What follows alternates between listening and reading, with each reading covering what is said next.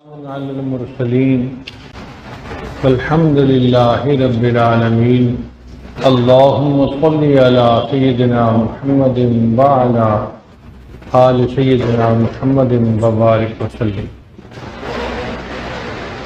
دین اسلام کے 5 ستون ہیں۔ نبی اسلام نے فرمایا بنی الاسلام علی 5۔ ان میں پہلا ہے کلمہ اور دوسرا ہے نماز ادا کرنا۔ یہ نماز ہر انسان کے اوپر فرض ہے اور اس کی بہت زیادہ اہمیت ہے۔ قیامت کے دن سب سے پہلے نماز کے بارے میں سوال ہوگا۔ روز محشر کے جہاں گداز بود اولی پرسش نماز بود۔ اور جو لوگ نماز نہیں پڑھتے،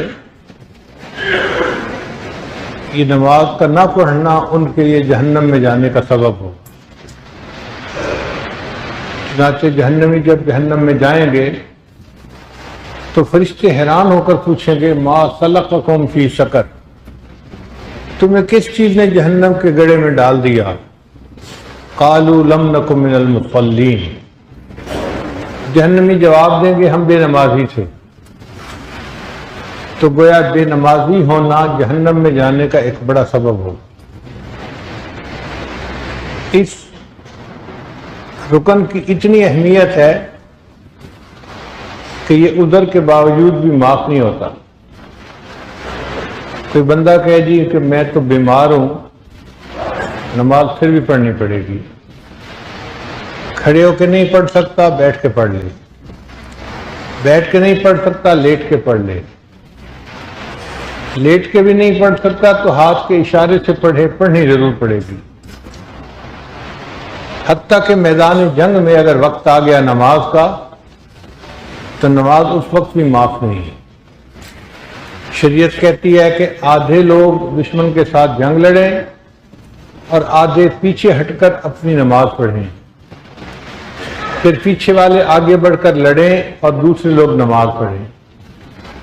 جب قتال ہو رہا ہے، جان کی بازی لگ رہی ہے، عین اس وقت میں بھی اس عمل میں اللہ تعالیٰ نے معافی نہیں دی، اس کا مطلب اس کی اہمیت بہت زیادہ ہے۔ اور بچے کو اس لیے شروع میں ہی نماز کی تلقین کر دی جاتی ہے۔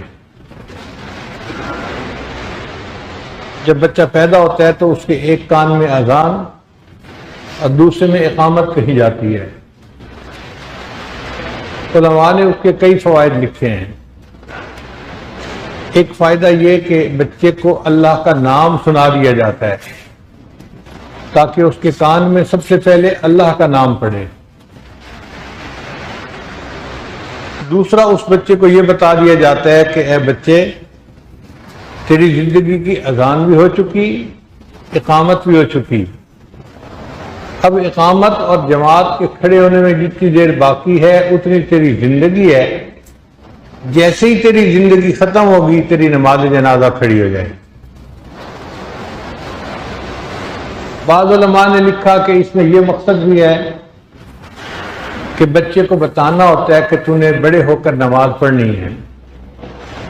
جو اہم کام ہوں وہ بچے کو پہلے ہی بتا دیے جاتے ہیں۔ ہمارا بچہ جی بڑے ہو کر حافظ بنے گا، عالم بنے گا۔ ابھی تو وہ چھوٹا دودھ پیتا بچہ ہے، لیکن چونکہ اس کو بنانا ہے حافظ اور عالم تو بچپن سے اس کے ذہن میں بات ڈال دی جاتی ہے۔ کئی لوگ چھوٹے بچوں کو بھی بتا دیتے ہیں ہم نے تو انجینئر بنانا ہے، ڈاکٹر بنانا ہے، پائلٹ بنانا ہے۔ ابھی تو یہ دودھ پیتا بچہ ہے، چونکہ کام اہم ہے اس لیے وقت سے پہلے اس کے ذہن میں بات ڈال دی جاتی ہے۔ تو علماء نے لکھا چونکہ نماز ایک اہم عمل تھا، اللہ نے بچے کے ذہن میں یہ بات ڈلوا دی کہ تو نے بڑے ہو کر نماز پڑھنی ہے۔ اور ویسے بھی حضرت عیسیٰ علیہ السلام جب دنیا میں آئے تھے تو بچے تھے، اور اس وقت انہوں نے کہا تھا کہ اللہ نے مجھے نماز کا حکم دیا ہے، اوصانی بالصلاۃ والزکاۃ ما دمت حیا، بچے کو حکم کہ تم نے نماز پڑھنی ہے، اس کا مطلب یہ کہ یہ جو کان میں اذان اور اقامت کہی جاتی ہے اس کو نماز کا حکم پہنچا دیا جاتا ہے، اور کائنات کی ہر چیز نماز پڑھتی ہے، کوئی چیز بھی ہو۔ فرق یہ ہے کہ باقی مخلوق ایک ایک رکن ادا کرتی ہے اور انسان تمام ارکان کا مجموعہ پوری نماز ادا کرتا ہے۔ مفسر نے لکھا ہے اللہ تعالیٰ نے درختوں کو قیام کی حالت میں پیدا کیا، ساری عمر قیام کی حالت میں رہتے ہیں۔ چوپایوں کو اللہ تعالیٰ نے رکوع کی شکل میں پیدا کیا، ساری عمر رکوع میں گزار دیتے ہیں۔ کیڑے مکوڑوں کو اللہ نے سجدے کی شکل میں پیدا کیا، ساری عمر سجدے میں رہتے ہیں۔ پہاڑوں کو اللہ تعالیٰ نے قاعدہ اتحیات کی شکل میں پیدا کیا، ساری عمر قاعدے میں کھڑے رہتے۔ انسان کی یہ خوش نصیبی کہ اس کو تمام ارکان کا مجموعہ نماز ادا کر لی گئی، حتیٰ کہ فرشتے بھی نماز پڑھتے ہیں۔ نبی علیہ السلام نے فرمایا کہ جو فرشتہ قیام میں ہے ساری زندگی قیام میں رہے گا، جو رکوع میں ہے ساری زندگی رکوع میں رہے گا، جو سجدے میں ہے ساری زندگی سجدے میں رہے گا۔ وہ ایک ایک رکن ادا کرتے ہیں اور اللہ تعالیٰ نے انسان کو تمام ارکان کا مجموعہ عطا فرما دیا۔ پھر باقی جتنے شریعت کے احکام تھے دنیا میں اللہ نے اپنے محبوب صلی اللہ علیہ وسلم کو عطا فرمائے۔ نماز ایسا حکم کہ جو اللہ نے اپنے حبیب صلی اللہ علیہ وسلم کو معراج پر بلایا اور سدرۃ المنتہا پر یہ حکم عطا فرمایا،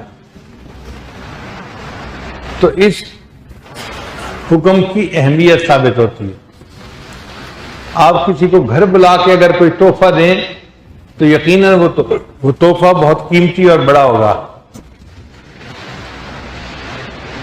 حدیث پاک میں آتا ہے کہ جب نبی علیہ السلام معراج پر تشریف لے گئے، اللہ کی حضور پیشی ہوئی، تو نبی علیہ السلام نے 3 الفاظ کہے، التحیات للہ والصلوات والطیبات۔ تمام زبانی تعریفیں اللہ کے لیے ہیں،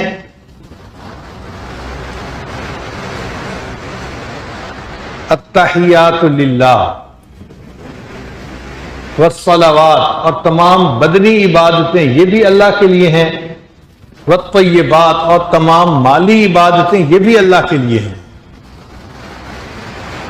تو زبانی عبادتیں ہوں، بدنی عبادتیں ہوں یا مالی عبادتیں ہوں، سب کی سب اللہ کے لیے۔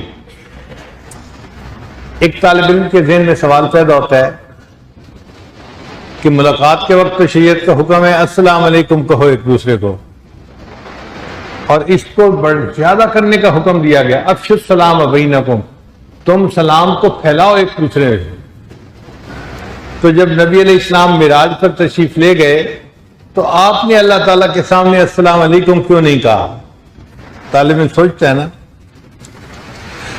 علماء نے اس کا جواب دیا کہ السلام علیکم ہم دوسرے کو اس لیے کہتے ہیں کہ اس پر مصیبت آتی ہے، پریشانی آتی ہے، تو السلام علیکم کا مطلب ہوتا ہے اللہ آپ کو پریشانیوں اور مصیبتوں سے بچا لے۔ ہم دعا دے رہے ہوتے ہیں، اللہ تعالیٰ کو تو کوئی پریشانی مصیبت نہیں ہے، وہ تو خود السلام ہے، اس لیے ان کو السلام علیکم کہنے کی ضرورت نہیں تھی۔ اس لیے اللہ کے حبیب صلی اللہ علیہ وسلم نے اللہ کی تعریف کی کہ یا اللہ، جو قولی تعریف کی جا سکتی ہے، بدن سے عبادت کی جا سکتی ہے یا مالی عبادت کی جا سکتی ہے، ان تمام عبادتوں کے مستحق آپ ہی ہیں۔ اللہ تعالیٰ نے 3 الفاظ کے جواب میں 3 الفاظ سے جواب دیا، فرمایا السلام علیک ایھا النبی ورحمۃ اللہ وبرکاتہ۔ 3 لفظوں کے جواب میں 3 لفظوں سے جواب دیا اللہ نے، السلام علیک ایھا النبی ورحمۃ اللہ وبرکاتہ۔ اب بعض حدیث میں آتا ہے کہ فرشتوں نے آگے سے جواب دیا، اور بعض حدیث میں آتا ہے کہ نہیں، نبی علیہ السلام نے جب دیکھا کہ اللہ میرے اوپر سلامتی اور برکت اور رحمت نازل فرمانے کا حکم فرما رہے ہیں، تو محبوب صلی اللہ علیہ وسلم نے اپنی امت کو بھی اس میں شامل کیا، فرمایا السلام علینا وعلی عباد اللہ الصالحین۔ یہ گفتگو تھی جو ایک محب اور محبوب کے درمیان سدرۃ المنتہا پہ ہوئی، اور اللہ تعالیٰ کے حبیب صلی اللہ علیہ وسلم نے اس کو نماز کا حصہ بنا لیا۔ ہم عطیات میں جو الفاظ پڑھتے ہیں، یہ گفتگو ہے جو معراج میں ہوئی تھی اللہ اور اس کے محبوب صلی اللہ علیہ وسلم کے درمیان۔ اللہ تعالیٰ نے اپنے حبیب صلی اللہ علیہ وسلم کو 500 نمازیں پڑھنے کا حکم فرمایا۔ نبی علیہ السلام بہت خوش تھے کہ جی 500 نمازیں میری امت پر فرض ہو گئیں۔ خوشی خوشی نیچے تشریف لائے۔ ایک آسمان پر حضرت موسیٰ علیہ السلام انتظار میں تھے۔ ملاقات ہوئی تو پوچھا، اے اللہ کے حبیب صلی اللہ علیہ وسلم، اللہ نے آپ کو تحفے میں کیا دیا؟ تو نبی السلام نے بتلایا کہ میری امت پر 500 نمازیں فرض ہوئی۔ عرض کیا، اے اللہ کے حبیب صلی اللہ علیہ وسلم، میری امت پر صرف 2 نمازیں فرض تھیں۔ موسیٰ علیہ السلام کی امت پر 2 نمازیں فرض تھیں، اور ان کے لیے وہ 2 نمازیں پڑھنی بھی مشکل تھیں۔ 500 نمازیں تو بہت زیادہ ہیں، آپ پھر اللہ کے حضور جائیں اور اس میں کچھ کمی کا مطالبہ فرمائیں۔ چنانچہ نبی علیہ السلام پھر اللہ کے حضور پیش ہوئے، اے اللہ اس میں کچھ ڈسکاؤنٹ دے دیجئے۔ اللہ تعالیٰ نے 50 نمازیں فرض فرمائی تھی، 500 نہیں 50، تو 50 میں سے اللہ نے 5 نمازیں کم کر دی، 45 ہو گئی۔ پھر دوبارہ کہا جی کہ یہ بھی زیادہ ہیں، تو پھر 40 ہو گئی۔ 5 کم کرتے کرتے 9 مرتبہ نبی اسلام اللہ کے حضور پیش ہوئے۔ اللہ نے 45 نمازیں معاف فرما دی اور فرمایا کہ اے میرے محبوب صلی اللہ علیہ وسلم، آپ کی امت 5 نمازیں پڑھے گی، میں ان کے نام اعمال میں 50 نمازوں کا ثواب لکھوں گا۔ تو ثواب ملے گا 50 نمازوں کا، وہ پڑھیں گے 5 نمازیں۔ یہاں پر طالب علم کے ذہن میں چند سوال پیدا ہوتے ہیں۔ پہلا سوال کہ 1,24,000 پیغمبر تھے، تو حضرت موسیٰ علیہ السلام کیوں راستے میں بیٹھے تھے؟ حضرت آدم علیہ السلام ہوتے، حضرت ابراہیم علیہ السلام ہوتے، حضرت نوح علیہ السلام ہوتے، کوئی اور پیغمبر ہوتے؟ علماء نے جواب دیا کہ حضرت موسیٰ علیہ السلام وہ پیغمبر تھے جنہوں نے دنیا میں اللہ سے فرمائش کی تھی، رب ارنی انظر الیک، اے اللہ میں آپ کو دیکھنا چاہتا ہوں، مجھے اپنا جلوہ دکھا دیجئے۔ اور اللہ نے جواب دیا تھا کہ آپ نہیں دیکھ سکتے، دنیا کے اندر اتنی اہلیت ہی نہیں کہ یہ میری تجلی کو برداشت کر سکے، تو آپ میرا جلوہ دنیا میں نہیں دیکھ سکتے۔ اب موسیٰ علیہ السلام پر جب اللہ نے تجلی ڈالی تھی 70,000 پردوں سے، تو پہاڑ بھی جل کے راکھ ہو گیا تھا اور موسیٰ علیہ السلام بے ہوش ہو کے گر گئے تھے۔ اب موسیٰ علیہ السلام کو پتہ چلا کہ اللہ نے اپنے محبوب صلی اللہ علیہ وسلم کو معراج پر بلایا ہے، تو وہ راستے میں انتظار میں اس لیے بیٹھے تھے کہ میں تو اپنے آقا کا دیدار دنیا میں نہیں کر سکا، جو میرے آقا کا دیدار کر کے آئیں گے میں کم از کم دیدار کرنے والوں کا دیدار کر لوں گا۔ اس لیے موسیٰ علیہ السلام راستے میں بیٹھے تھے۔ دوسرا سوال طالب علم کے ذہن میں پیدا ہوتا ہے کہ اللہ تعالیٰ ایک ہی دفعہ 45 نمازیں معاف کر کے 5 رکھ لیتے، یہ کیا بات ہوئی جی کہ 50 45 بنی، پھر 40 بنی، پھر 35 بنی، پھر 30 بنی، 5 کرتے کرتے بالآخر 5 رہ گئے۔ علماء نے جواب لکھا ہے کہ اللہ تعالیٰ ایک دم میں ہی 45 نمازیں معاف فرما سکتے تھے، مگر اللہ تعالیٰ نے 5 نمازیں معاف کی۔ اصل وجہ یہ تھی کہ اللہ تعالیٰ چاہتے تھے کہ میرے محبوب صلی اللہ علیہ وسلم مجھے ملنے کے لیے آئے ہیں، تو یہ ایک ہی دفعہ نہیں کل کو کافر تانا دیں گے اور جی ون ٹائم ان کو عروج حاصل ہو گیا تھا، یہ کون سی بڑی بات ہے؟ نہیں میرے محبوب، جتنی بار آپ چاہیں گے اتنی بار عروج فرمائیں گے اور آپ کو میری ملاقات نصیب ہوگی۔ تو 9 مرتبہ نبی علیہ السلام اوپر گئے اور اللہ سے ملاقات ہوئی۔ اب طالب علم کے ذہن میں ایک سوال اور پیدا ہوتا ہے کہ کیا موسیٰ علیہ السلام ہمارے آقا صلی اللہ علیہ وسلم سے زیادہ ذہین تھے کہ نبی علیہ السلام کو تو خیال نہ آیا کہ 50 نمازیں زیادہ ہیں، اور موسیٰ علیہ السلام نے بتایا جی کہ زیادہ ہیں، ان کو کم کروا لیں؟ علماء نے جواب لکھا ہے کہ ہمارے آقا صلی اللہ علیہ وسلم موسیٰ علیہ السلام سے زیادہ ذہین تھے، مگر فرق یہ تھا کہ نبی علیہ السلام کو اللہ کا دیدار ہوا تھا، محبوب کی تجلی تھی، وہ جو دیدار کی لذت تھی نا اس نے آپ کو محو کر دیا تھا، اور اس طرف دھیان ہی نہیں گیا کہ یہ زیادہ ہے کام۔ جب محبوب کی تجلی ہوتی ہے اس وقت بندہ ہوش میں نہیں رہتا، اور اس کی دلیل قرآن پاک سے ملتی ہے کہ مصر کی عورتوں نے یوسف علیہ السلام کو دیکھا تھا تو پھلوں کی بجائے اپنی انگلیوں کو کاٹ لیا تھا، ہوش میں نہیں رہی تھی۔ تو اگر مصر کی عورتوں نے پھلوں کی بجائے انگلیوں کو کاٹ لیا تھا تو نبی علیہ السلام نے تو اللہ کے حسن و جمال کو دیکھا تھا۔ آپ کا اس وقت محو دیدار ہونا اور وہ جو دیدار کی لذت تھی اس کے اندر محو ہونا، یہ ایک قدرتی بات ہے، فطری بات ہے۔ اس لیے نبی علیہ السلام کو 50 نمازیں زیادہ محسوس نہ ہوئیں، بلکہ سچ بات تو یہ ہے اللہ تعالیٰ ایک دن میں 500 نمازیں بھی فرض فرماتے تو آقا صلی اللہ علیہ وسلم خوشی سے اس کو بھی قبول فرما لیتے۔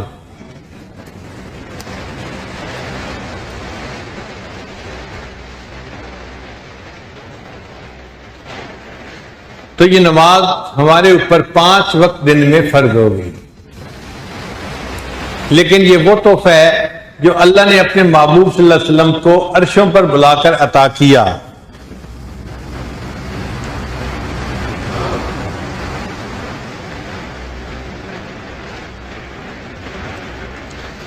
طالب علم کے ذہن میں ایک سوال پیدا ہوتا ہے، آخر 5 نمازیں کیوں ہیں؟ 2 ہوتی، 3 ہوتی، 4 ہوتی، 5 کیوں ہیں؟ تو علماء نے اس کے بڑے پیارے پیارے جواب دیے ہیں۔ ایک جواب تو یہ دیا ہے کہ ہر انسان کے پاس 5 حواس ہیں جن کو حواس خمسہ کہتے ہیں۔ اسکول میں سائنس کے سبجیکٹ میں بچے پڑھتے بھی ہیں حواس خمسہ، دیکھنا، سننا، سونگنا، چکھنا، چھونا، یہ حواس خمسہ کہلاتے ہیں۔ ان کی بنیاد پہ ہم زندگی گزارتے ہیں۔ تو چونکہ ہر انسان کو زندگی گزارنے کے لیے حواس خمسہ کی ضرورت تھی، اللہ نے فرمایا میرے بندو تم 5 نمازیں پڑھو گے، تم حواس خمسہ کا شکریہ ادا کرنے والے بندے بن جاؤ گے۔ بعض علماء نے جواب میں کہا کہ نہیں، ہر انسان کی 5 بنیادی ضروریات ہوتی ہیں: کھانا، پینا، لباس، مکان اور بیوی۔ یہ 5 بنیادی ضرورتیں ہر بندے کی ہوتی ہیں: کھانا، پینا، لباس، مکان اور بیوی۔ تو یہ 5 ضرورتیں اللہ نے ہر بندے کو عطا فرمائی۔ جو 5 نمازیں ادا کرے گا وہ ان 5 بنیادی ضرورتوں کا شکریہ ادا کرنے والا بندہ بن جائے گا۔ بعض علماء نے جواب دیا کہ 5 مصیبتیں ایسی ہیں جن میں سے ہر بندے کو گزرنا پڑے گا، چاہے نیک ہو یا بد ہو، عربی ہو، عجمی ہو، گورا ہو، کالا ہو، ہر کسی کو گزرنا پڑے گا۔ ایک سکرات، دوسرا موت، تیسرا قبر، چوتھا حشر، 5واں پل صراط۔ تو 5 ایسے یعنی مصیبتیں ہیں کہ جن میں سے گزرنا پڑے گا ہر بندے کو۔ اب جو بندہ 5 نمازیں ادا کرنے والا بن جائے گا اللہ تعالیٰ ان کو ان 5 مصیبتوں میں سے گزرنا آسان فرما دے۔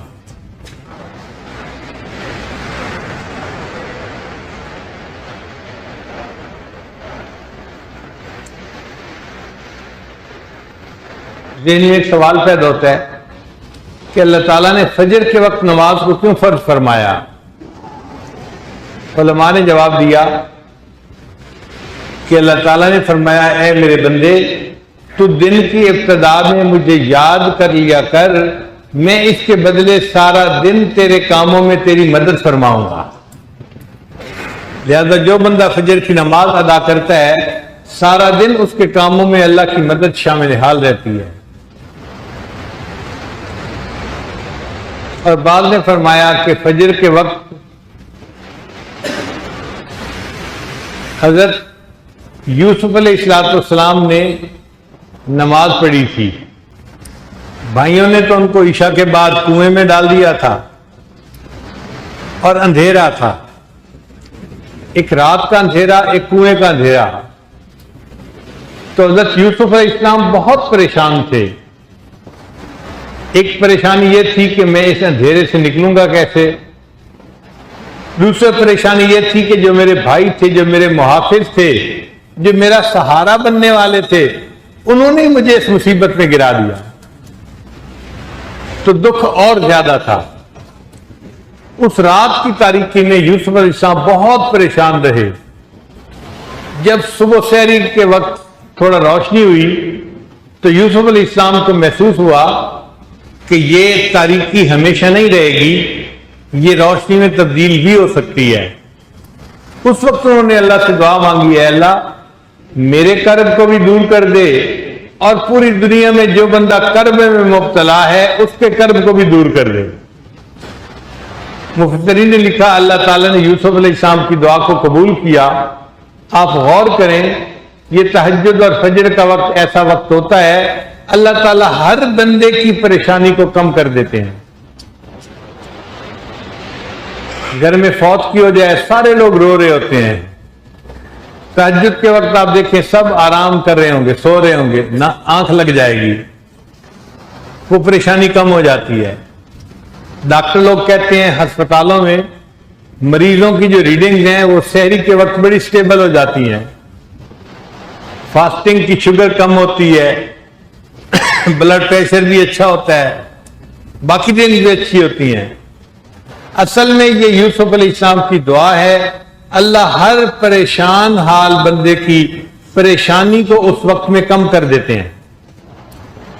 تو یوسف علیہ السلام نے چونکہ دعا مانگی تھی اور پھر اس کے روشنی ہوئی تو انہوں نے 2 رکعت نماز ادا کی تھی۔ اللہ نے اس امت کو بھی یہ نعمت عطا فرمائی کہ تم اگر فجر کے وقت نماز پڑھو گے میں تمہاری زندگی کے کرب اور پریشانی کو بھی دور کر دوں گا۔ پھر ظہر کی نماز فرض کیوں فرمائی؟ 2 وجہ سے۔ ایک تو یہ کہ اکثر لوگ چڑھتے سورج کی پوجا کرنے والے ہوتے ہیں۔ اللہ نے فرمایا میرے بندو جب سورج زوال پذیر ہونا شروع ہوگا نا تم اس وقت میری عبادت کرو تاکہ ثابت ہو جائے تم سورج اور چاند کی پرستش نہیں کرتے، تم اس اللہ کی پرستش کرتے ہو جس کو کبھی زوال نہیں آئے گا۔ اور دوسرا یہ کہ ظہر کے وقت خوب گرمی ہوتی ہے، اللہ نے فرمایا میرے بندو تم اس وقت میں اگر میری عبادت کرو گے اس کے بدلے میں محشر کے دن کی گرمی سے تمہیں نجات عطا فرما دوں گا۔ عصر کے وقت نماز کیوں فرض فرمائی؟ ہر انسان کے اوپر 4 فرشتے ہیں، اس کا اعمال لکھنے کے لیے متعین ہے۔ وَإِنَّ عَلَيْكُمْ لَحَافِظِينَ كِرَامًا كَاتِبِينَ۔ 2 فرشتے فجر کے وقت میں آتے ہیں، ڈیوٹی سنبھال لیتے ہیں، اور عصر کے وقت ڈیوٹی تبدیل ہوتی ہے، پھر نائٹ شفٹ شروع ہو جاتی ہے، رات کے فرشتے آتے ہیں اور پوری رات بندے کے ساتھ رات کو رہتے ہیں۔ اب عصر کے وقت میں چونکہ فجر کے فرشتے بھی ہوتے ہیں اور رات والے فرشتے بھی آ جاتے ہیں تو اللہ نے نماز فرض فرمائی میرے بندو تم اس وقت میں عصر کی نماز پڑھو گے، تمہاری نماز پڑھنے پر زیادہ فرشتے گواہی دیں گے، میں تمہیں زیادہ اجر عطا فرما دوں گا۔ اور بعض علماء نے جواب لکھا کہ عصر کی نماز کا جو وقت ہے نا یہ وہ وقت ہے جب جنت میں مومنوں کو اللہ کا دیدار نصیب ہوگا۔ تو اللہ نے فرمایا میرے بندو तुम इस वक्त में दुनिया में मेरे सामने सजदा करोगे, मैं ऐन इसी वक्त में जन्नत में तुम्हें अपना दीदार अता फरमा दूंगा। फिर मगरिब के वक्त नमाज क्यों फर्ज हुई? अल्लाह ने फरमाया मेरे बंदो, तुमने सारा दिन गुजार दिया अपने बिजनेस में, अपने काम में, अपनी जॉब में, किसी की दिल आजारी की, किसी का हक तोड़ दिया, किसी के साथ जुल्म किया, नाइंसाफी की। सारे दिन में तुमसे जितने गुनाह हुए, तुम मगरिब के वक्त नमाज पढ़ लोगे, मैं सारे दिन के गुनाहों को माफ फरमा दूंगा।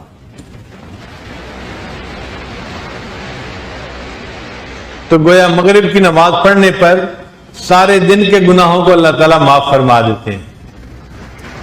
फिर ईशा के वक्त नमाज पढ़ने का क्यों हुक्म हुआ? यह अजीब बात है, किसी उम्मत पर ईशा की नमाज फर्ज नहीं थी। पहली उम्मतों पर मगरिब तक की नमाजें तो फर्ज थी।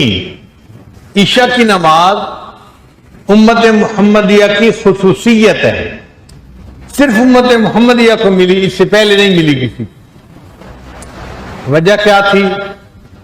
इसलिए कि ईशा की नमाज के बाद अल्लाह ने अपने महबूब सल्लल्लाहु अलैहि वसल्लम को मेराज अता फरमाया था।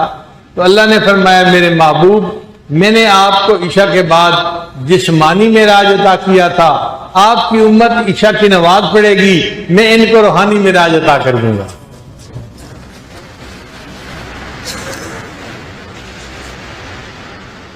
अब सवाल पैदा होता है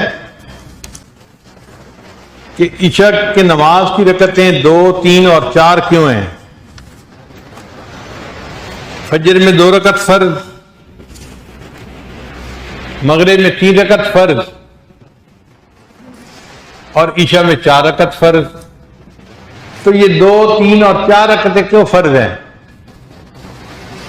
उलमा ने जवाब दिया कि अल्लाह ताला ने फरिश्तों को पैदा किया, जाइलिल मलाइकति रुसुलन उली अजनिहतिम मसना व सुलास व रुबा। तो अल्लाह ने फरिश्तों के 2 पर बनाए, बाज के 3 पर बनाए, बाज के 4 पर बनाए। उन परों से वो फरिश्ते परवाज करते हैं और अल्लाह के अर्शों की और आसमानों की सैर करते हैं। अल्लाह ने फरमाया मेरे महबूब की उम्मतियों, तुम दुनिया में 2 रकत, 3 रकत और 4 रकत फर्ज अदा करोगे तो मैं भी तुम्हें रूहानी परवाज अता करूंगा और इस नमाज के बदले तुम्हें आखिरत की नेमतें अता फरमाऊंगा, उनकी सैर अता कर दूंगा।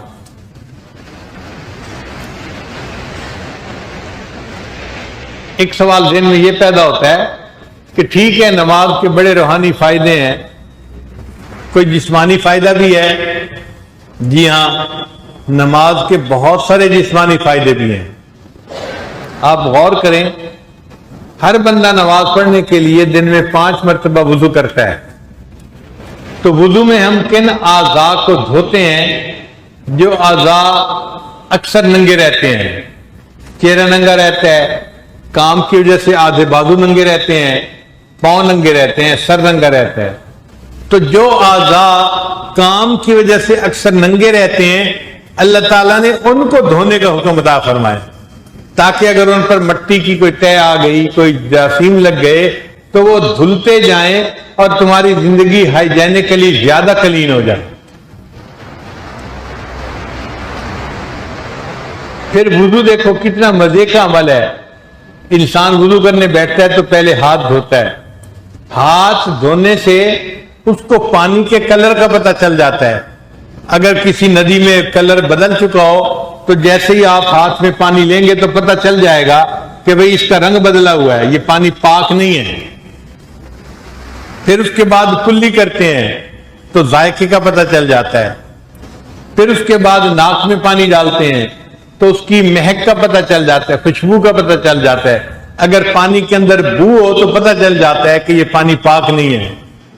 तो रंग से, जायके से और महक से पता चलना था पानी के पाक होने का। ये 3 काम पहले करवा दिए। ऐ मेरे बंदे, अब तुम्हें यकीन हो गया कि पानी पाक है, अब तुम बाकी आज़ा को धो लो, तुम्हारा वुज़ू हो जाएगा। चेहरा धो लो, हाथ धो लो, मसा कर लो, पांव धो लो, तुम्हारा वुज़ू अदा हो जाएगा। تو دیکھیے دن میں 5 مرتبہ ہم اپنا چہرہ دھوتے ہیں. جو نماز نہیں پڑھتے کوئی ہے ایسا جو دن میں 5 مرتبہ چہرہ دھوتا ہو؟ چہرے نہیں دھوتے، اس لیے ان کے چہروں پہ نحوست نظر آتی ہے، ان کے چہروں کے اوپر خزاں نظر آتی ہے. نمازیوں کے چہرے کے اوپر اللہ تعالیٰ نورانیت عطا فرما دیتے ہیں. اور اس کے فائدے، جسمانی فائدے دیکھیے، روحانی فائدوں کو ایک طرف رکھ دیں، صرف جسمانی فائدوں کو دیکھیں. آپ غور کریں، ہم فجر کی نماز پڑھتے ہیں تو فجر میں کتنی رکعتیں ہیں؟ 2 سنت اور 2 فرض. رکعتیں زیادہ نہیں ہیں. کیوں؟ کہ فجر کے وقت بندے کا شوگر لیول ڈاؤن ہوتا ہے، فاسٹنگ شوگر کم ہوتی ہے. اللہ نے فرمایا میرے بندے تمہارا شوگر کا لیول تو پہلے ہی نیچے ہے، تم سے زیادہ ایکسرسائز کیا کروانی، بس تم 2 رکعت سنت پڑھ لو اور 2 رکعت فرض پڑھ لو، تمہاری نماز ادا ہو جائے گی. پھر اس کے بعد ہم نے ناشتہ کیا، دفتر کے کام کرنے کے لیے نکل گئے. دوپہر کا وقت آیا تو ہم نے دوپہر کا کھانا خوب کھایا. اب دوپہر کا کھانا کھانے کی وجہ سے پھر شوگر ہائی ہو گئی. فرمایا میرے بندے اب تمہیں زیادہ ایکسرسائز کرنی پڑے گی اس شوگر لیول کو کم لانے کے لیے. اللہ صبح تو 4 رکعت پڑھی تھی، فرمایا نہیں اب 4 رکعت سے کام نہیں چلے گا، اب تمہیں 12 رکعت پڑھنی پڑے گی. 4 سنتیں 4 فرض 2 سنتیں 2 نفل، 12 رکعتیں پڑھنی پڑیں گی. تو ہم نے 12 رکعتیں پڑھ لی تو ہمارا شوگر لیول ایکسرسائز کی وجہ سے پھر نارمل ہو گیا. پھر اس کے بعد ہم نے عصر کے وقت چائے پی.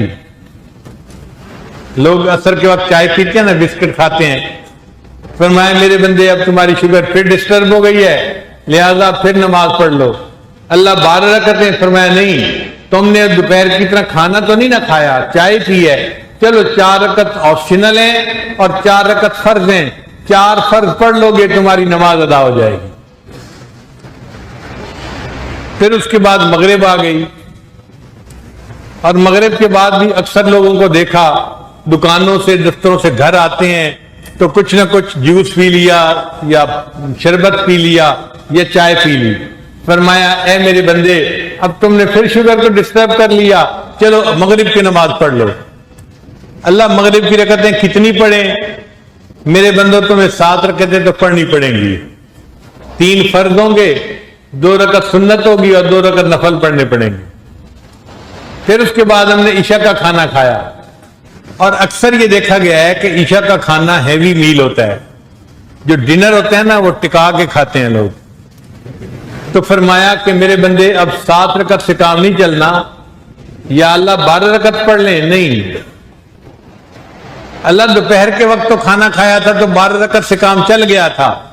میرے بندے اس وقت تو نے ابھی دن میں جاگنا تھا، کام کرنے تھے، اس لیے 12 رکعت سے کچھ شوگر کم ہو گئی اور باقی پھر تم نے کام کاج کیا، شوگر کم ہوتی گئی.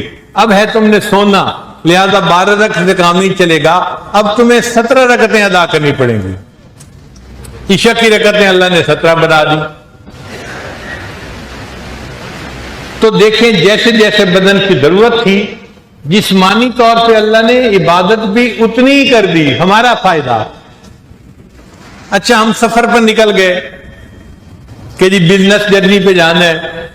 اللہ نے فرمایا میرے بندے اب تم سفر کی وجہ سے چل رہے ہو، ایکسرسائز تو پہلے ہی کر رہے ہو، لہذا سفر میں میں نے جماعت کو تمہیں معاف کر دی اور تمہاری نماز کو میں نے ہاف کر دیا.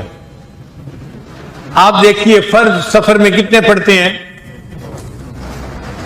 آدھے پڑھتے ہیں نا، اس لیے کہ اس وقت ضرورت اتنی تھی، کافی تھی. اچھا دیکھیے ہم نے رمضان شریف میں روزہ رکھا، سارا دن ہم بھوکے پیاسے رہے، اور پھر جب افطاری کے لیے ہم دسترخوان پہ بیٹھے تو اکثر لوگ افطاری اس طرح کرتے ہیں کہ یہ میں نہیں یا یہ نہیں. خوب کھاتے پیتے ہیں، روح افزا پی رہے ہوتے ہیں، دودھ سوڈا پی رہے ہوتے ہیں، میٹھا کھا رہے ہوتے ہیں، کھجوریں کھا رہے ہوتے ہیں، طلب بھی ہوتی ہے اس وقت. اب ٹکا کے کھایا تو شوگر بہت اونچی چلی گئی. اللہ اب عشاء کی 17 رکعتوں سے کام بن جائے گا؟ نہیں میرے بندے، اب تیرے لیے 70 رکعتیں بھی چھوڑی ہیں، تو نے بہت کھایا، بہت شوگر کو ڈسٹرب کر لیا، اب تجھے عشاء کے بعد 20 رکعت تراویح بھی پڑھنی پڑے گی۔ تو دیکھو جو نماز کا حکم ہے ہماری ظاہر کی ضروریات کے عین مطابق ہے۔ اس اللہ کا شکر ادا کریں کہ ہم ان پڑھ ہیں، ہم جاہل ہیں، ہم پہاڑ کی چوٹی پہ رہتے ہیں، جانتے بھی نہیں سائنس کو، لیکن اگر پہاڑ کی چوٹی پہ رہنے والا جاہل بندہ بھی نماز پڑھتا ہے، جسمانی فائدہ اس کو وہاں بھی پہنچ رہا ہے۔ تو روحانی فائدے تو تھے ہی صحیح، اللہ نے اس میں جسمانی فائدے بھی بنا دیے۔ اب ایک سوال ذہن میں اور پیدا ہوتا ہے کہ اللہ تعالیٰ نے اس امت کے لیے قبلے کو بدل کیوں دیا؟ پہلی امتیں قبلہ اول بیت المقدس کی طرف رخ کر کے نماز پڑھتی تھیں، اور ہمیں اللہ تعالیٰ نے کعبۃ اللہ بیت اللہ عطا فرما دیا کہ تم ادھر رخ کر کے نماز پڑھو۔ علماء نے جواب دیا کہ وہ جو بیت المقدس تھا اس کو ایک پیغمبر اسلام نے بنایا تھا، حضرت سلیمان علیہ السلام نے، اور جو ہمارا بیت اللہ ہے اس کو 5 انبیاء نے بنایا۔ حضرت آدم علیہ السلام نے تعمیر کیا، پھر حضرت نوح علیہ السلام نے تعمیر کیا، پھر ابراہیم علیہ السلام نے، ان کے بیٹے اسماعیل علیہ السلام نے، اور پھر نبی علیہ السلام کے زمانے میں پھر تعمیر ہوا تو حجر اسود نبی علیہ السلام نے نصب فرمایا۔ اس قبلے کی تعمیر میں چونکہ 5 انبیاء نے حصہ ڈالا تھا، اس کو فضیلت تھی، اللہ نے فرمایا میرے معبود تم اس کی طرف رخ کر کے نماز پڑھو۔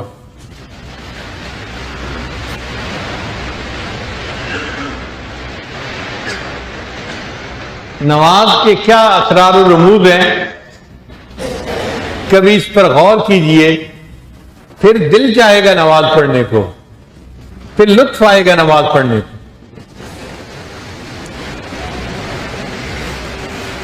چلیں آج کی اس مجلس میں یہ آج کچھ نماز کے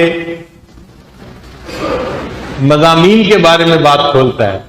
امید ہے آپ حضرات ساتھ دیں گے اور توجہ سے بات سنیں گے۔ دیکھیے، ہم جب نماز شروع کرتے ہیں تو کس لفظ سے نماز شروع کرتے ہیں؟ اللہ اکبر۔ یہ اللہ اکبر کا جو لفظ ہے نا، یہ گویا ہم نے باقی دنیا کے اوپر تکبیر پھیر دی، ذبح کر دیا سب کو، جاؤ بھائی اب ہم دنیا سے کٹ گئے، اللہ سے جڑ گئے۔ اللہ اکبر، تو اللہ اکبر تکبیر تحریمہ کہلاتی ہے۔ ہم نے تکبیر پڑھ دی ساری دنیا پر، اور دنیا سے رخ پھیر لیا اور اللہ کی طرف رخ جوڑ لیا، اور دل میں یہ کہا انی وجہت وجہی للذی فطر السماوات والارض۔ پھر اس کے بعد ہم شروع میں کیا الفاظ پڑھتے ہیں؟ سبحانک اللہم، اے اللہ آپ پاک ہیں ہر نقص سے، ہر برائی سے، ہر عیب سے، ہر کمی سے، ہر کوتاہی سے، آپ بلند و بالا ہیں، آپ میں کوئی نقص ہے ہی نہیں، کوئی عیب ہے ہی نہیں۔ یہ جو سبحان اللہ کا لفظ ہے نا، یہ اللہ کو بڑا پیارا لگتا ہے، کیونکہ تعریف کے 2 انداز ہوتے ہیں۔ ایک انداز ہوتا ہے کسی کے اندر خوبیوں کو گنوانا، اور ایک ہوتا ہے کسی کے اندر سے نقائص کو اس سے بری کر دینا۔ ایک مثال سن لیجئے، کسی لڑکی کا رشتہ آیا تو تعریف کے 2 انداز ہیں، پڑھی لکھی ہے، خوبصورت ہے، بہت دیندار نیک ہے، بڑے اچھے گھرانے کی ہے، بڑی اچھی اخلاق والی ہے۔ اب یہ جتنے الفاظ کے اس کی تعریف کی گئی کہ اس لڑکی کے اندر یہ خوبیاں موجود ہیں۔ اور ایک تعریف کا انداز یہ بھی ہے، جھگڑالو نہیں ہے، جاہل نہیں ہے، ضدی نہیں ہے۔ اب ان الفاظ میں اس کی خوبیاں بیان نہیں کی گئی، لیکن برائیوں کو اس سے دور کیا گیا ہے کہ جو جھگڑالو نہیں ہوتا، جو ضدی نہیں ہوتا، جو جاہل نہیں ہوتا، وہ اچھا انسان ہوتا ہے۔ تو اللہ کی بھی تعریف کے 2 انداز ہیں، ایک تو یہ کہ اللہ رحیم ہے، کریم ہے، اللہ حنان ہے، اللہ منان ہے، اللہ کو تعریف کا یہ انداز بھی اچھا لگتا ہے، اور یہ بھی طریقہ، اللہ آپ میں تو کوئی عیب ہے ہی نہیں، کوئی نقص ہے ہی نہیں، آپ ہر عیب سے، ہر کمی سے، ہر کوتاہی سے، ہر کجی سے بلند و بالا ہیں، پاک ہیں، کوئی ہے ہی نہیں کمزوری آپ کے اندر۔ اللہ کو یہ بھی طریقہ اچھا لگتا ہے۔ چنانچہ اللہ نے قرآن مجید میں خود اپنے بارے میں فرمایا فسبحان اللہ، اور اللہ پاک ہے ہر کمی کوتاہی سے۔ اس لیے جب ہم سبحان اللہ کہتے ہیں تو آدھا پلڑا نیکیوں سے بھر جاتا ہے، اور جب ہم سبحان اللہ و بحمدہ ہی کہتے ہیں تو بقیہ آدھا بھی نیکیوں سے بھر جاتا ہے، پورا میزان نیکیوں سے بھر جاتا ہے۔ آپ سوچئے اللہ کو یہ بات کتنی اچھی لگتی ہوگی کہ آدھی نیکیوں سے پلڑا بھر جاتا ہے، اتنا اجر ملتا ہے۔ تو جب ہم نے کہا سبحانک اللہم تو اللہ کو کتنا پیار آیا، میرے بندے نے میری بڑے اچھے الفاظ میں تعریف کی۔ یہ بات سمجھ آ گئی؟ پھر ہم کہتے ہیں وَبِحَمْدِكَ، اے اللہ ساری تعریفیں آپ ہی کے لیے ہیں۔ اور واقعی سچی بات ہے، دنیا میں جو بندہ جس چیز کی بھی تعریف کرتا ہے حقیقت میں وہ اللہ کی تعریف کر رہا ہوتا ہے۔ ہم کسی پھل کی تعریف کریں، ہم نے اصل میں اللہ کی تعریف کی جس نے پھل کو بنایا۔ ہم کسی انسان کی خوبصورتی کی تعریف کریں، ہم نے اللہ کی تعریف کی جس نے اس انسان کو بنایا۔ آپ دنیا میں جس چیز کی تعریف کریں وہ تعریف کس کی طرف لوٹے گی؟ اللہ کی طرف، چونکہ پیدا کرنے والا اللہ ہے، تو تعریف حقیقت میں اللہ ہی کو سجتی ہے۔ اس لیے ہم کہتے ہیں وَبِحَمْدِكَ، اور اے اللہ ساری تعریفیں تو آپ ہی کو سجتی ہیں، آپ ہی تعریفوں کے لائق ہیں۔ سبحانک اللہم وبحمدک وتبارک اسمک، اور اے اللہ برکت والا ہے آپ کا نام، آپ کی ذات بھی برکت والی، آپ کا کلام بھی برکت والا، اللہ آپ کا نام بھی برکت والا۔ محبوب کو کہتے ہیں نا آپ کا نام بڑا پیارا لگتا ہے، تو ہم اللہ کو کہہ رہے ہوتے ہیں اللہ آپ کا نام بڑا برکت والا ہے، ہمیں بڑا پیارا لگتا ہے آپ کا نام، اللہ خوش ہوتے ہیں۔ تو کیا کہا؟ سبحانک اللہم وبحمدک وتبارک اسمک وتعالی جدک، اور اے اللہ آپ کی بزرگی بہت بلند ہے، اور اللہ کی تعریف کی۔ ولا الہ غیرک، اور اللہ آپ کے علاوہ کوئی معبود نہیں ہے۔ ہم اپنی محبت میں آپ کے ساتھ کسی کو شریک نہیں کر سکتے، آپ اکیلے ہی ہمارے محبوب ہیں، آپ ہی ہمارے مطلوب ہیں، آپ ہی ہمارے مقصود ہیں۔ تو اللہ کو یہ بات اچھی لگتی ہے۔ پہلا فقرہ ہی نماز کا کتنا پیارا ہے، اگر ہم معنی کے استحضار کے ساتھ پڑھیں تو یہ فقرہ پڑھتے ہوئے سچی بات ہے زبان کو مزہ آتا ہے، ایسے لگتا ہے جیسے کسی نے منہ میں میٹھا ڈال دیا۔ زبان پہ بار خدایا یہ کس کا نام آیا کہ میرے نطق نے بوسے میری زبان کے لیے۔ نماز کے یہ الفاظ پڑھتے ہوئے بندے کی کیفیت ہوتی ہے جیسے منہ میں مٹھاس محسوس ہو رہی ہے۔ ہم اتنے پیارے الفاظ سے اپنے اللہ کی تعریف کر رہے ہوتے ہیں۔ سبحانک اللہم وبحمدک وتبارک اسمک وتعالی جدک ولا الہ غیرک۔ پھر اس کے بعد کیا کیا؟ پھر اس کے بعد ہم نے سورہ فاتحہ پڑھی۔ بھئی سورہ فاتحہ کیوں اتنی ضروری ہے؟ ہر رکعت میں سورہ فاتحہ، ہر رکعت میں سورہ فاتحہ، حتیٰ کہ نبی علیہ السلام نے تو یہاں تک کہہ دیا لا صلاۃ الا بفاتحۃ الکتاب، فاتحہ پڑھے بغیر نماز ہوتی نہیں۔ یا تو مقتدی خود پڑھتا ہے یا مقتدیوں کی طرف سے امام پڑھ رہا ہوتا ہے، پڑھنی ضروری ہوتی ہے۔ بھائی فاتحہ پڑھنی اس لیے ضروری ہے کہ یہ پوری آسمانی کتابوں کی سمری ہے۔ حدیث پاک میں آتا ہے اللہ نے جتنی آسمانی کتابوں میں جو کچھ نازل کیا ان سب کو اللہ نے قرآن میں نازل فرما دیا، اور جو کچھ اللہ نے قرآن میں نازل کیا اللہ نے اس کو سورہ بقرہ میں نازل فرما دیا، اور جو سورہ بقرہ میں نازل ہوا اللہ نے اس کو سورہ فاتحہ میں نازل فرما دیا۔ اس لیے سورہ فاتحہ کو فاتحۃ الکتاب، کتاب کا اوپننگ چیپٹر، کتاب کی سمری، کتاب کا خلاصہ کہتے ہیں۔ اب چونکہ سورہ فاتحہ تمام آسمانی کتابوں کا خلاصہ تھی، اللہ نے فرمایا بس تم اس فاتحہ کو پڑھ لو گے، ساری آسمانی کتابوں کا خلاصہ تم پڑھنے والے بن جاؤ۔ اچھا، سورہ فاتحہ میں ہے کیا؟ ذرا اس پر بھی غور کر لیجئے۔ ہم کہتے ہیں الحمدللہ رب العالمین، تمام تعریفیں اللہ کے لیے ہیں جو جہانوں کا پروردگار ہے، اور واقعی سچی بات ہے کہ تعریفیں تو ہیں ہی اللہ کے لیے۔ تعریفوں کا اصل حقدار تو اللہ ہی ہے جس نے اس کائنات کو پیدا کیا ہے۔ پھر اس کے بعد ہم کہتے ہیں اللہ الرحمن الرحیم، اب رحمان بھی ہیں اور رحیم بھی ہیں۔ یہ دو نام ہیں اللہ کے جو رحمت سے نکالے گئے ہیں، مگر دو نام ہیں۔ فرق کیا ہے؟ فرق یوں سمجھیے، ایک ہوتا ہے کسی بندے کا امیر ہونا، یہ الگ صفت ہے۔ ایک ہوتا ہے اس بندے کا سخی ہونا، یہ الگ صفت ہے۔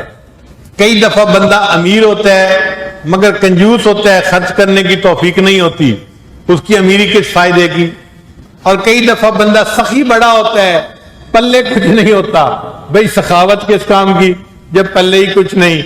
مزہ تو یہ ہے کہ پیسہ بھی خوب ہو اور سخاوت بھی خوب ہو۔ تو رحیم کا مطلب یہ ہے کہ وہ ذات جس کے پاس رحمت کے خزانے بے انتہا ہیں، اور رحمان کا مطلب وہ ذات جس کی رحمت اپنے اور پرائے ہر ایک پہ تقسیم ہو رہی ہے۔ اللہ وہ سخی ہے جو اپنوں کو بھی دیتا ہے، غیروں کو بھی دیتا ہے۔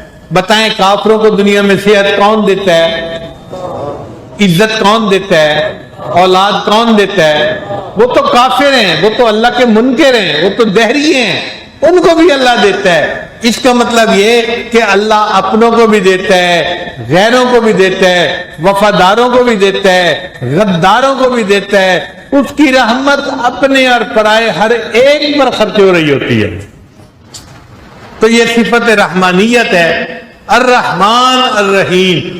اللہ آپ کی رحمتوں کے خزانے بھی بے انتہا ہیں، اور آپ کی رحمت بھی تقسیم ہر ایک کے اوپر ہو رہی ہے۔ تو بتائیں یہ دو لفظ پڑھتے ہوئے مزہ آیا کہ نہیں آیا؟ لطف آ جاتا ہے اللہ کی تعریف کرنے کا۔ پھر آگے کہہ دیا مالک یوم الدین، اللہ آپ قیامت کے دن کے مالک ہیں۔ اللہ تعالیٰ قیامت کے دن کے جج بھی ہیں، انصاف فرمائیں گے۔ مگر جج جو ہوتا ہے نا، اس کے ہاتھ بندھے ہوئے ہوتے ہیں۔ اگر کسی مجرم کی فیور کرنا چاہے تو کر نہیں سکتا، کہتے ہیں جی میں مجبور ہوں قانون کے آگے، میں کچھ قانون کے بڑھ کے نہیں کر سکتا۔ تو جج کے ہاتھ بندھے ہوتے ہیں۔ اللہ قیامت کے دن کے مالک ہیں، اور مالک کا اختیار ہوتا ہے، وہ جس کی چاہے وہ فیور کرے۔ فرمایا تو ہم نے کہا مالک یوم الدین، اے اللہ آپ قیامت کے دن کے مالک ہیں۔ اس دن آپ جس بندے کو بخشنا چاہیں گے آپ کو کوئی پوچھنے والا نہیں، جتنے گناہ ہوں گے ان تمام گناہوں کے باوجود آپ معاف فرما دیں گے۔ آپ قیامت کے دن کے مالک ہوں گے۔ اب جب اللہ کی تعریفیں کی تو پھر اس کے بعد کہا ایاک نعبد و ایاک نستعین، اللہ ہم آپ ہی کی عبادت کرتے ہیں اور صرف آپ ہی سے مدد مانگتے ہیں۔ یہ کیوں کہا؟ اس لیے کہ ہم اللہ کی عبادت میں کسی کو شریک نہیں بناتے۔ اللہ تعالیٰ شرک کو بہت ناپسند فرماتے ہیں، فرماتے ہیں میں ہر گناہ کو معاف کر دوں گا، شرک کے گناہ کو معاف نہیں کروں گا۔ اللہ تعالیٰ کی غیرت کا معاملہ ہے، وہ اتنا غیور پروردگار ہے کہ شرک کو معاف نہیں کرے گا۔ اب نوجوان سوچیں گے کہ بھئی شرک بھی آخر کبیرہ گناہ ہے، ایسی بھی کیا بات ہو گئی کہ اللہ کو شرک بالکل ہی پسند نہیں ہے، اللہ بالکل ہی معاف نہیں کریں گے؟ جی ہاں، غیرت انسان کی برداشت نہیں کرتی۔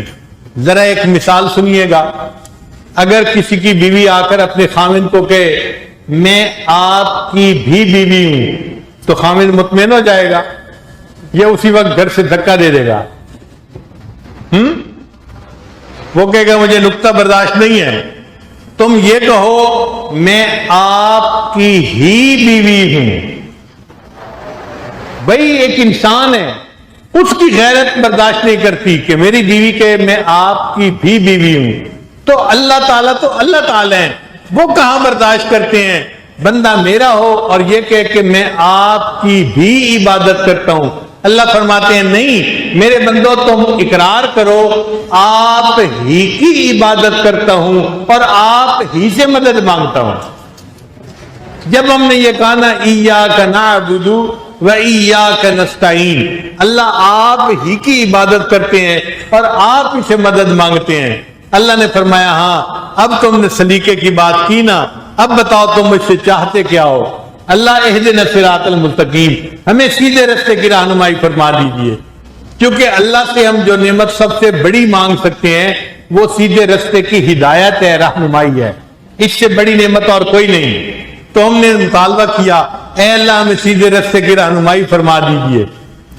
اب یہ سیدھا راستہ کون سا ہے؟ آگے اللہ نے یہ نہیں کہا کہ صراط القرآن والحدیث، قرآن اور حدیث کا راستہ دکھا دیجیے. اللہ نے فرمایا صراط الذین انعمت علیہم، اللہ ان بندوں کا راستہ جن پر آپ کا انعام ہوا. جس راستے پر آپ کے انعام یافتہ بندے چلے، اللہ ہم ان بندوں کے راستے پہ چلنا چاہتے ہیں. یعنی فاتحہ میں بھی اللہ نے بتا دیا کہ تمہیں تقلید کرنی پڑے گی، پیچھے چلو گے تو کام بنے گا، اگر تقلید نہیں کرو گے تو راستے سے بھٹک جاؤ گے.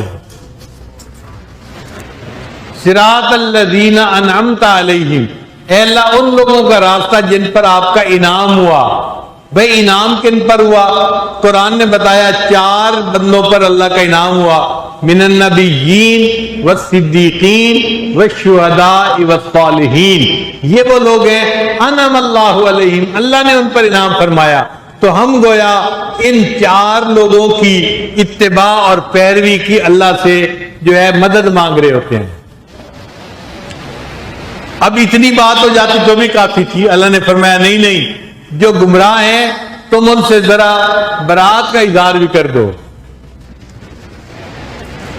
تو آگے کہہ دیا غیر المغضوب علیہم ولا الضالین، اے اللہ ان لوگوں کے راستے پہ نہیں چلنا کہ جو گمراہ ہوئے یا جن کے اوپر تیرا جو ہے وہ تیرا عذاب آیا، جن پر تیرا عذاب آیا وہ یا جن پر جو گمراہ ہو گئے ہم ان کے راستے پہ نہیں چلنا چاہتے. وہ بھی 4 بندے ہیں، یہود، نصارہ، مشرکین اور دہریے. یہ 4 جو ہیں یہ غیر مغضوب علیہم ولا الضالین میں شامل ہیں. فرمایا ان کے راستے پہ نہیں چلنا، تم نے 4 انعام یافتہ بندوں کے راستے پہ زندگی گزارنی. اب بتائیے کہ ہم نے سورہ فاتحہ میں اللہ سے ہدایت بھی مانگ لی، مدد بھی مانگ لی، سیدھے راستے کی رہنمائی بھی فرما دی. اس لیے پھر سورہ فاتحہ کے بعد اللہ نے قرآن مجید کی تلاوت رکھ دی. میرے بندو میری کتاب کو پڑھو اور سیدھے راستے کی تفصیلات تم جانتے چلے جاؤ کہ سیدھا راستہ کس کو کہتے ہیں. اب جب ہم نے تلاوت بھی کر لی تو رکوع ہم نے گویا قیام مکمل کر لیا. تو اللہ نے فرمایا میرے بندو ادب کی مختلف حالتیں ہوتی ہیں. کبھی بندہ کسی کو دیکھ کے ادب کی وجہ سے کھڑا ہو جاتا ہے، کبھی کسی کو دیکھ کے اس کے سامنے جھک جاتا ہے، کبھی اس کے قدموں پہ سر رکھ دیتا ہے، کبھی اس کے سامنے ادب سے بیٹھ جاتا ہے. تم نماز میں ادب کی ان 4 صورتوں کو اکٹھا کر لو گے تو میری عبادت کرنے والے بندے بن جاؤ گے. اب ہم نے قیام میں اللہ کے سامنے کھڑے ہو کے عبادت کی، پھر اس کے بعد اللہ نے فرمایا اب رکوع کرو. تو ہم نے اللہ اکبر کہہ کے رکوع کر لیا. تلاوت کے بعد امام کیا کہتا ہے؟ اللہ اکبر کہتے ہیں اور ہم رکوع میں چلے جاتے ہیں. رکوع بھی اللہ کی بندگی ہے، اللہ کے سامنے بندگی کا اظہار ہے. اب رکوع میں ہم کیا پڑھتے ہیں؟ اللہ نے اپنے محبوب صلی اللہ علیہ وسلم کو دو حکم دیے تھے قرآن پاک میں. ایک فرمایا تھا فسبح باسم ربک العظیم، اے اللہ اپنے عظیم رب کی تسبیح بیان کیجیے. حکم کا صیغہ ہے، فسبح امر کا صیغہ ہے. اور ایک اللہ نے فرمایا تھا سبح اسم ربک الاعلی، اے میرے محبوب اپنے بلند پروردگار کی تسبیح بیان کیجیے. اب نبی علیہ الصلوۃ والسلام کی کیا عظمت تھی، اللہ نے دونوں حکموں پر عمل کیا. ایک تسبیح کو نبی علیہ السلام نے رکوع میں پڑھ لیا اور دوسری تسبیح کو نبی علیہ السلام نے سجدہ کر کے سجدے میں پڑھ کے اللہ کے حکم کو پورا کر کے دکھا دیا.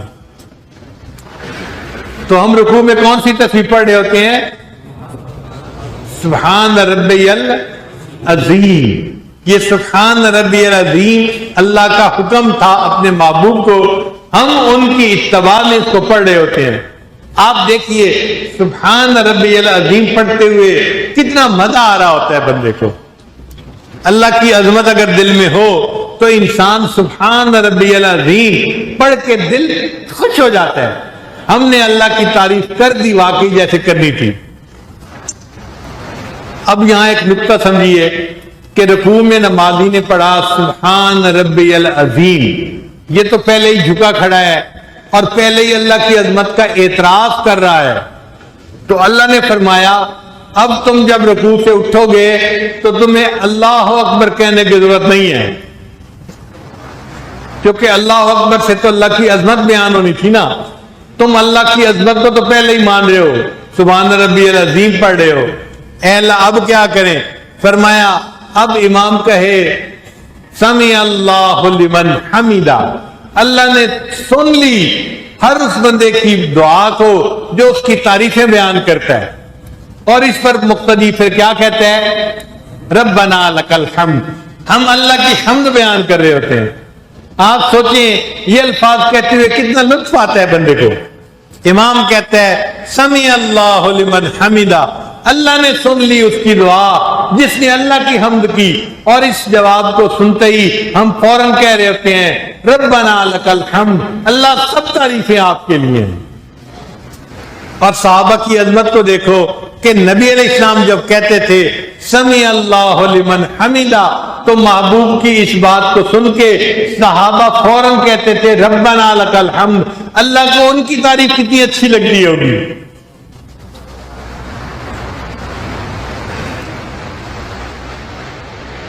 اب جب ہم نے ربنا لک الحمد کہہ دیا تو اللہ کی حمد کا حق ادا کر دیا.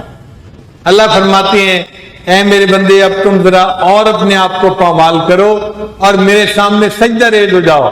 جیسے کوئی محبوب کے قدموں میں سر ڈال دیتا ہے تم بھی سجدے میں چلے جاؤ. تو ہم اللہ اکبر کہہ کے اب سجدے میں چلے جاتے ہیں.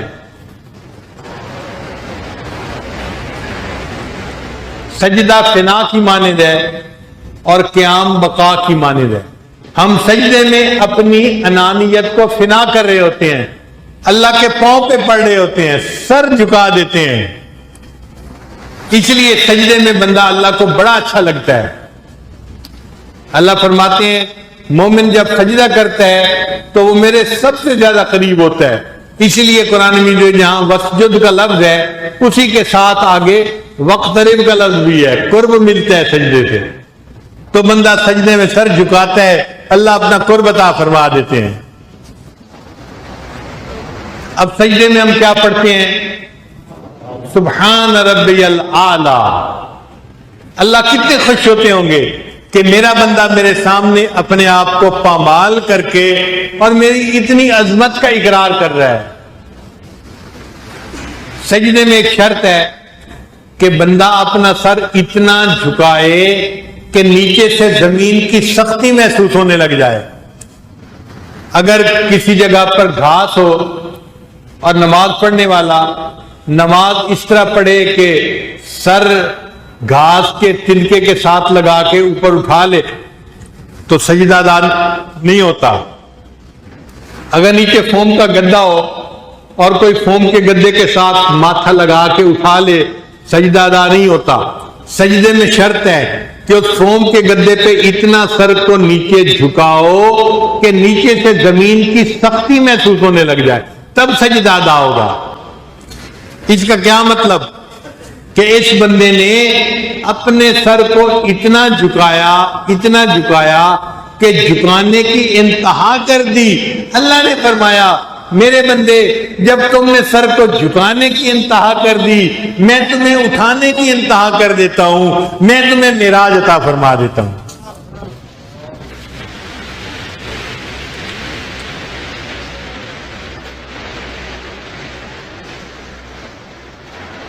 हज़रत मौलाना याहिया रहमतुल्लाह अलैह लंबा सजदा किया करते थे। किसी ने पूछा कि हजरत इतना लंबा सजदा क्यों करते हैं? फरमाया कि जब मैं सजदा करता हूं मुझे यूं फील होता है मैंने महबूब के कदमों पे सर रख दिया, मेरा सर उठाने को दिल ही नहीं चाहता। काश के कोई ऐसा सजदा हमें भी करने की तौफीक नसीब हो जाती। इस सजदे की अपनी इज्जत है। हमारे बाद काबरीन सारी सारी रात सजदा किया करते थे, लंबा सजदा किया करते थे। अल्लाह के प्यारे हबीब सल्लल्लाहु अलैहि वसल्लम ने इतना लंबा सजदा किया कि सैयदा सिद्दीक़ा लाना फरमाती हैं कि मुझे हौल पड़ गया, खतरा हो गया कि क्या नबी अलैहिस्सलाम जिंदा भी हैं या नहीं। मैं उठी बिस्तर से और मैंने नबी अलैहिस्सलाम के पांव की जो छोटी उंगली है ना उसको हिलाया कि पांव के अंदर कोई जान के आसार नजर आते हैं या नहीं आते। इतना लंबा सजदा तो किया आका सल्लल्लाहु अलैहि वसल्लम ने कि देखने वाले को पता यूं लगता था कि जैसे जान ही शायद चली गई है। हम सजदे में 3 तस्बीह पढ़ते हैं, सुब्हान रब्बियल आला, सुब्हान रब्बियल आला, सुब्हान रब्बियल आला। वक्त भी होता है, कोई लठ लेके नहीं खड़ा होता कि जल्दी उठो, छुट्टी का दिन होता है, खुला टाइम होता है। मोहब्बत नहीं कि हम ज्यादा मरतबा सुब्हान रब्बियल आला पढ़े। हमारे अकाबिर 5 मरतबा 7 मरतबा तस्बीह पढ़ते थे। मैंने अपनी जिंदगी में एक ऐसे बुजुर्ग के पीछे भी नमाज पढ़ी जो अपने हर सजदे में 21 मरतबा सुब्हान रब्बियल आला पढ़ा करते थे। हर सजदे में 21 मरतबा पढ़ा करते थे। तो नौजवानों को चाहिए कि वो 3 मरतबा की बजाय 7 मरतबा पढ़ें, ज्यादा मरतबा पढ़ें। और नफलों में तो जितनी मरतबा पढ़े कम है, बस पढ़ते ही रहे सजदे में सर डाल के, सुब्हान रब्बियल आला, सुब्हान रब्बियल आला, सुब्हान रब्बियल आला। इतना पढ़े कि अल्लाह करे कि हमें सजदे ही में मौत आ जाए। हदीस मुबारका में है, बुखारी शरीफ की रिवायत है, बनी इसराइल का एक आबिद था, उसने पहाड़ की चोटी पर 400 साल अल्लाह की इबादत की थी। अब बताइए भाई, हमारी उम्र ही अभी 50-60 साल है, 400 साल तो बहुत उम्र होती है। 400 साल उसने इबादत की और फिर उसने दुआ मांगी, है अल्लाह मुझे सजदे में मौत अता फरमाना। अल्लाह ने उसको सजदे में मौत अता फरमाई। तो ऐसे खुश नसीब भी हैं जो ऐसी तमन्नाएं दिल में रखते हैं और अल्लाह उनकी तमन्नाओं को पूरा कर देते हैं।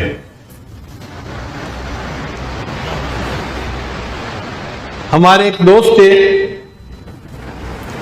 उनके ससुर बहुत नेक आदमी थे।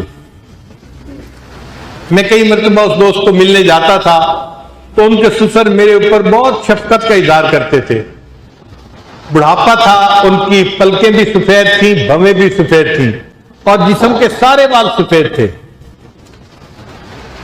बस जब भी मैं उनके पास जाता, मैं तो लड़का था, मेरे सारे बाल काले थे उस वक्त, तो मुझे जाते ही अत्तहियात की शक्ल में सामने बैठ जाते थे। जिस्म जरा मोटा था, फरबा था, तो मैं उनकी मिन्नत समाजत करता कि आप प्लीज इस तरह मेरे सामने ना बैठे, मुझे शर्म आती है। कहते थे कि नहीं, मैं आपके सामने बस अत्तहियात में ही बैठूंगा। तकलीफ उठाते थे मगर अत्तहियात में बैठते थे और कहते थे कि बस आप अल्लाह की मोहब्बत में बातें करते रहें और मैं सुनता रहूंगा। और मैं बुद्धू सा नौजवान था, जब वो कहते कि अल्लाह की मोहब्बत में बातें करो तो मैं करनी शुरू कर देता था। एक टेप चल पड़ती थी और इधर से मैं बातें अल्लाह की मोहब्बत में करना शुरू करता और उनकी आंखों से आंसुओं के लड़ी जो है टूट पड़ती थी। इतने आंसू गिरते थे कि सैकड़ों आंसू दो चार आंसू की बात नहीं, सैकड़ों आंसू मैं खुद गिनता था, उनकी आंखों से गिर रहे होते थे, रोते थे अल्लाह का नाम सुन के, इतनी मोहब्बत थी उनको अल्लाह से। अब कई मर्तबा जब वो बहुत खुश होते तो मुझे कहते कि तुम मेरे दोस्त हो, और मुझे शर्म आती थी कि मैं 26-27 साल का एक लड़का सा हूं और ये इतनी उम्र के बड़े आदमी हैं और ये मुझे कहते हैं कि तुम मेरे दोस्त हो। मैं तो उनके बेटे की उम्र का हूं, तो मैं उनके आगे शर्म से हां नहीं कर पाता था, हंस पड़ता था, मगर वो यही कहते थे तुम मेरे दोस्त हो, तुम मेरे दोस्त हो, तुम मेरे दोस्त हो। हर दफा अल्लाह की मोहब्बत में बात सुनने के बाद इतना उनके अंदर अल्लाह की मोहब्बत का जोश बढ़ जाता था कि वो मुझे कहते थे कि तुम मेरे दोस्त हो, मुझे अल्लाह के लिए तुमसे मोहब्बत है। यह सिलसिला पूरी जिंदगी चलता रहा।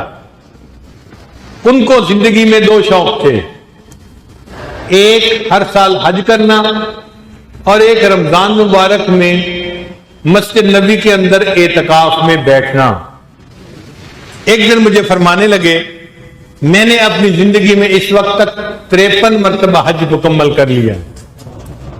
53 हज अल्लाह ने उनको अता फरमाए, उसके बाद भी उन्होंने किए, अल्लाह जानते हैं कुल कितने हुए होंगे, और उम्रों की तो कोई इंतहा ही नहीं थी, और हर साल इत्काफ करते थे, हर साल हज करते थे। एक दिन मैंने अल्लाह की मोहब्बत की 4 वजूहात बताई और कुछ अशार पढ़े अल्लाह की मोहब्बत में। उस दिन उनकी हालत अजीब थी, रो रो के उनकी तबीयत हलकान हो गई। उस दिन मुझे कहने लगे कि मेरे दोस्त, मैं तुमसे वादा करता हूं, अगर अल्लाह ने क़यामत के दिन मेरे ऊपर रहम कर दिया तो मैं तुम्हें अपने साथ लिए बगैर जन्नत में नहीं जाऊंगा। मेरे दोस्त, मैं तुमसे वादा करता हूं कि अगर अल्लाह ने क़यामत के दिन मेरे ऊपर फजल फरमा दिया तो मैं तुम्हें साथ लिए बगैर जन्नत में नहीं जाऊंगा।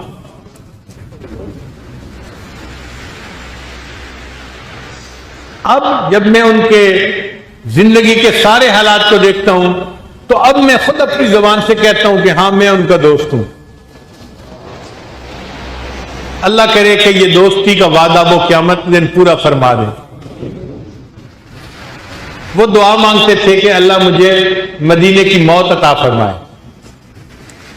आप हैरान होंगे, रमजान का महीना है, वो बावजूद थे और एतकाफ की हालत में थे और रियाजुल जन्ना के अंदर थे और असर की नमाज पढ़ रहे थे।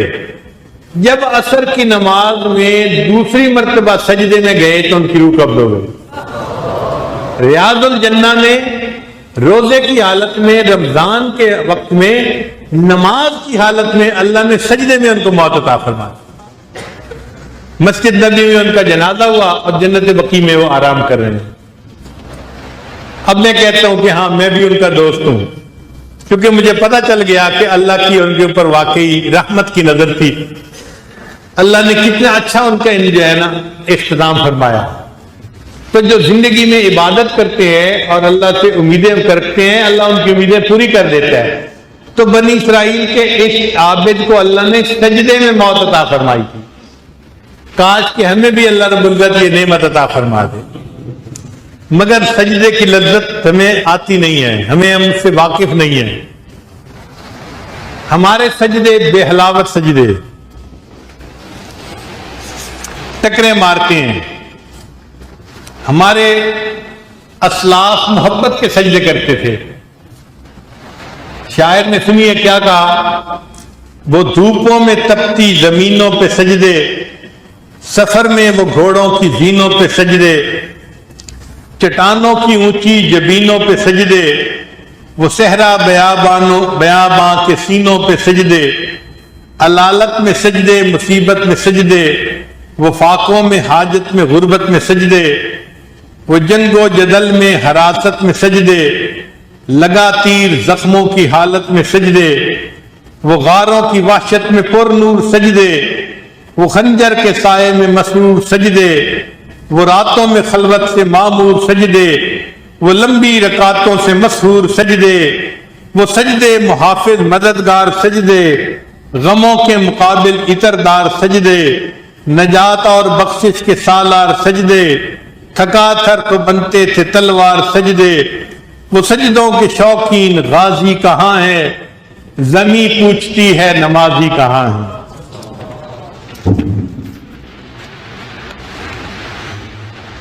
اب ہمارے سجدوں کا حال بھی سن لیجئے۔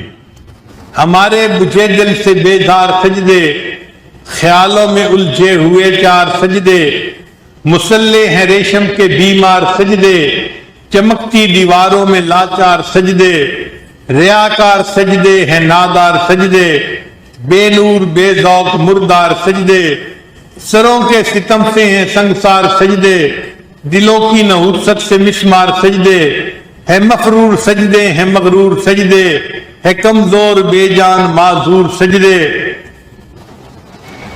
گناہوں کی چکی میں ہیں چور سجدے، گھسیٹے غلاموں سے مجبور سجدے، کہ سجدوں میں سر ہیں بھٹکتے ہیں سجدے، سراسر سروں میں لٹکتے ہیں سجدے، نگاہ خضوع میں کھٹکتے ہیں سجدے، دعاؤں سے دامن جھٹکتے ہیں سجدے، وہ سجدوں کے شوقین غازی کہاں ہیں، زمیں پوچھتی ہے نمازی کہاں ہے۔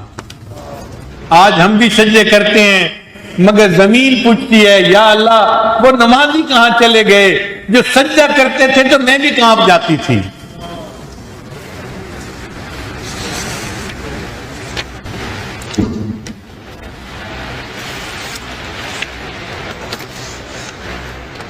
علامہ اقبال فرماتے ہیں سنی نہ مصر و فلسطین میں وہ اذان نے دیا تھا جس نے پہاڑوں کو راشا سیماب، سیماب کہتے ہیں پارے کو، مرکری کو۔ یہ مرکری ایک جگہ ٹھہرتا نہیں ہے، ہلتا رہتا ہے۔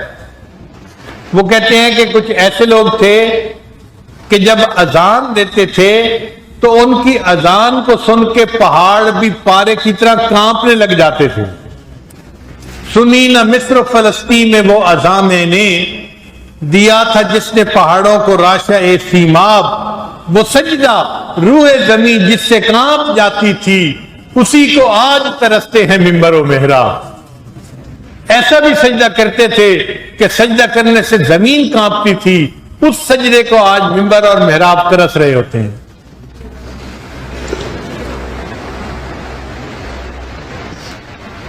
وہ ایک سجدہ جسے تو گراں سمجھتا ہے، ہزار سجدوں سے دیتا ہے آدمی کو نجات۔ کاش کہ ہم بھی اللہ کی محبت میں ڈوب کے کوئی ایسا سجدہ کریں جو ہمارے مالک کو پسند آ جائے۔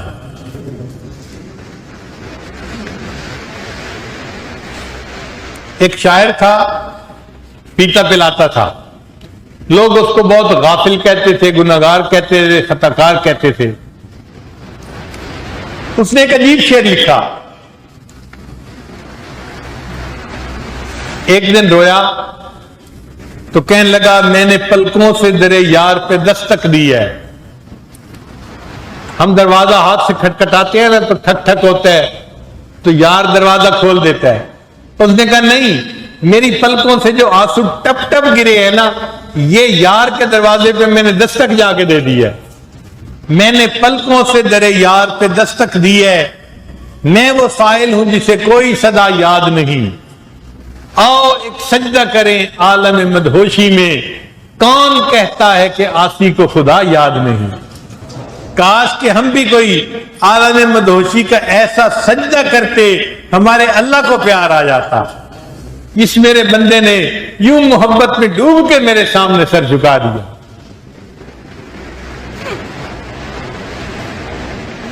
علامہ اقبال فرماتے ہیں عشق اگر تیرا نہ ہو میری نماز کا امام، میرا قیام بھی حجاب میرا سجود بھی حجاب۔ تو عشق امام ہونا چاہیے، اللہ کی محبت سے نماز بھری ہوئی ہو۔ عشق اگر تیرا نہ ہو میری نماز کا امام، میرا قیام بھی حجاب میرا سجود بھی حجاب۔ اور ایک جگہ کہتے ہیں غضب کیا تیری یاد نے مجھے آ ستایا نماز میں، غضب کیا تیری یاد نے مجھے آ ستایا نماز میں، میری وہ بھی سجدے ادا ہوئے جو قضا ہوئے تھے نماز میں۔ اللہ آپ کی یاد نے مجھے ایسا تڑپا دیا کہ جو سجدے قضا ہوئے تھے میرے وہ بھی ادا ہو گئے۔ کاش اللہ کی محبت میں ڈوب کے ہم بھی کوئی ایسا سجدہ کرنے والا بن جائے۔ انسان کا دل تو چاہتا ہے نا، ہمارا محبوب تو ہماری آنکھوں سے اوجھل ہے، ہم تخیل میں سجدہ کر رہے ہوتے ہیں، مگر دل چاہتا ہے کہ اگر کبھی سامنے دیکھتے کوئی سامنے نظر آتا اور دیکھ کے سجدہ کر دے تو پھر اس کے پاؤں پہ سرکنے کا مزہ بھی آتا۔ علامہ اقبال کا خوبصورت شعر ہے، کبھی اے حقیقت منتظر نظر آ لباس مجاز میں، کبھی اے حقیقت منتظر نظر آ لباس مجاز میں، کہ ہزاروں سجدے تڑپ رہے ہیں میری جبین نیاز میں، میری جبین نیاز میں ہزاروں سجدے تڑپ رہے ہیں۔ کاش کہ آپ مجاز کی شکل میں سامنے آتے اور میں آپ کے پاؤں پہ سر رکھ کے ہزاروں مرتبہ سجدہ کرنے کا شوق پورا کر لیتا۔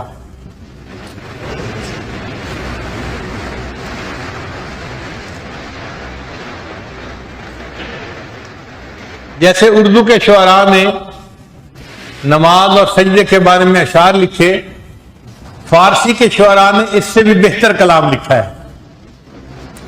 چنانچہ ایک شاعر فرماتے ہیں، بزمین چو سجدہ کردم ز زمین ندا برآمد، کہ جب میں نے زمین پر سجدہ کیا تو زمین سے یہ آواز آئی کہ مرا خراب کر دی تو بسجدہ ریائی، اور ریا کے سجدہ کرنے والے تو نے مجھے بھی خراب کر ڈالا۔ امام ربانی مجدد ثانی رحمۃ اللہ اپنے مکتوبات میں لکھتے ہیں کہ نمازی جس جگہ پر سجدہ کرتا ہے وہ جگہ نیچے 7 زمینوں تک گناہوں کے اثرات سے پاک ہو جاتی ہے۔ نمازی جس جگہ سجدہ کرتا ہے، سجدے کی یہ برکت ہے کہ وہ زمین 7 طبقوں تک اگر گناہوں کے اثرات ہوتے ہیں تو سب گناہوں کے اثرات اس سجدے سے دھل جاتے ہیں۔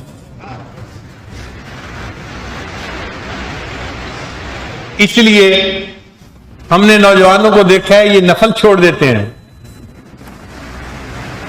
عشاء کی نماز ان کی ہوتی ہے 9 رکعتیں، 4 فرض، 2 سنت اور 3 وتر، بس عشاء ہو گئی۔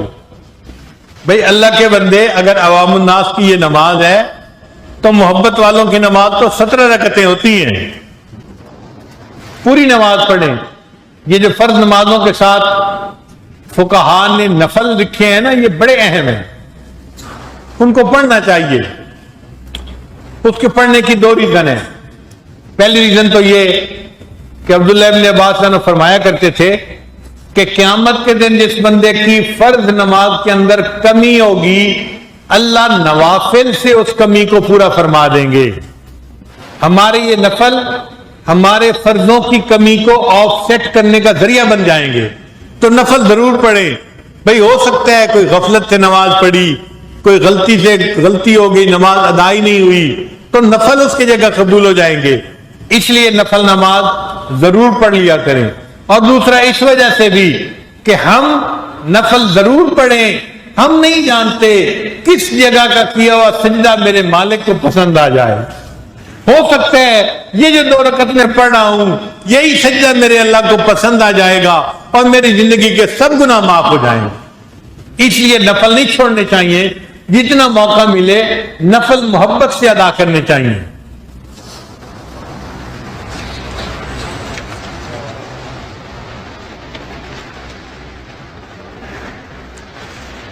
پھر جب ہم سجدے سے اٹھے تو سجدہ فنا تھی، اس کے بعد بندے کو بقا نصیب ہوتی ہے۔ اللہ نے فرمایا اچھا اب دوبارہ پھر تم قیام میں کھڑے ہو جاؤ، دوسری رکعت۔ پھر ہم نے دوسری رکعت پڑھ لی، پھر اللہ نے فرمایا اچھا اب تم نے 2 رکعت ادا کر لی، اب تم اتحیات میں بیٹھ جاؤ اور اس گفتگو کا اعادہ کرو جو میری اور میرے محبوب کے درمیان ہوئی تھی۔ چنانچہ ہم اتحیات میں بیٹھ کے کیا پڑھتے ہیں؟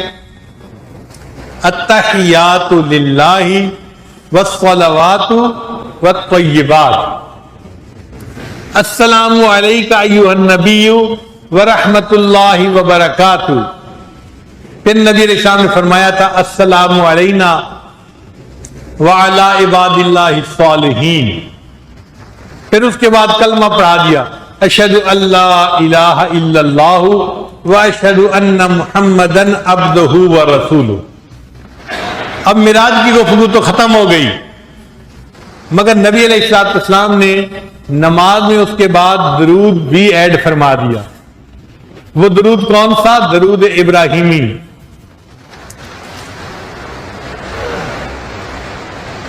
दरूद इब्राहिमी की भी कुछ बात अर्ज कर दूं, बात लंबी तो नहीं हो जाएगी। देखिए दरूद इब्राहिमी में हम पढ़ते हैं ए अल्लाह मोहम्मद सल्लल्लाहु अलैहि वसल्लम पर वो रहमतें नाजिल फरमा और आपकी आल पर वो रहमतें नाजिल फरमा जो आपने इब्राहिम अलैहिस्सलाम और उनकी आल पर नाजिल फरमाई थी। तो तालिब इल्म के ज़हन में सवाल पैदा होता है, क्या नबी अलैहिस्सलाम को किसी चीज की कमी थी? कोई ऐसी नेमत थी जो इब्राहिम अलैहिस्सलाम के पास थी और नबी अलैहिस्सलाम उसकी तलब फरमाते थे, जो आपने ये मजमून शामिल किया? आखिर वो क्या चीज थी जो अल्लाह के हबीब सल्लल्लाहु अलैहि वसल्लम भी उसकी तलब चाहते थे? तो उलमा ने इसका जवाब दिया है, बात समझने वाली है। एक होती है मोहब्बत जाती और एक होती है मोहब्बत सिफाती। इसको यूं समझें कि मां को अपना बेटा जाती तौर पे पसंद होता है, गोरा हो, काला हो, अंधा हो, बीना हो, जो मर्जी हो, अपना बेटा उसको मां होने की वजह से वैसे ही पसंद, ये मोहब्बत जाती है जो इसको है।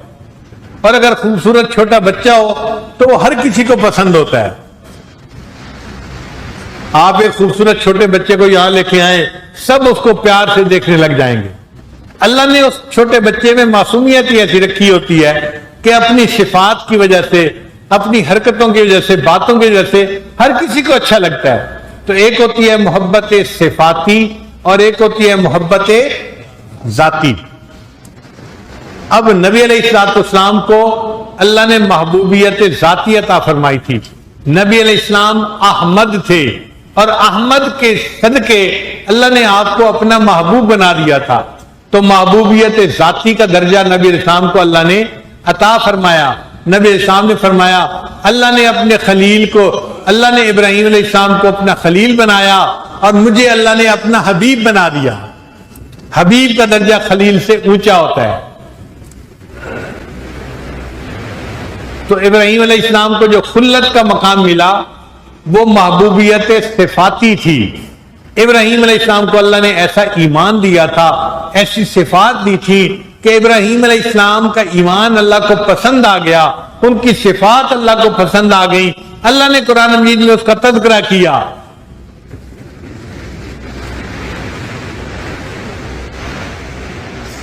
ऐ मेरे महबूब सल्लल्लाहु अलैहि वसल्लम, मेरे इब्राहिम का तज़किरा कीजिए। इन्ना इब्राहिम काना उम्मा, मेरा इब्राहिम था तो अकेला मगर एक उम्मत की मानिंद था, अपनी जात में एक अंजमन की मानिंद था।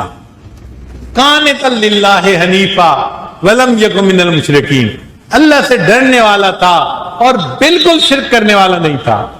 अब जरा सोचिए, वो अल्लाह जो अलीम बिज़ाति सुदूर है, वो इब्राहिम अलैहिस्सलाम के बारे में फरमाते हैं वो शिर्क नहीं करते थे।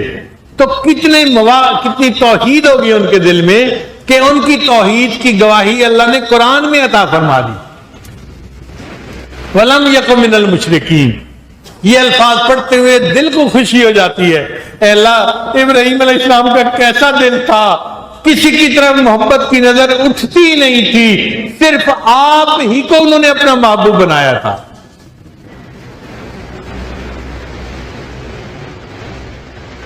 फिर अल्लाह फरमाते हैं शाकिरन लिअनउमी, अल्लाह की नेमतों का शुक्र अदा करने वाला बंदा था।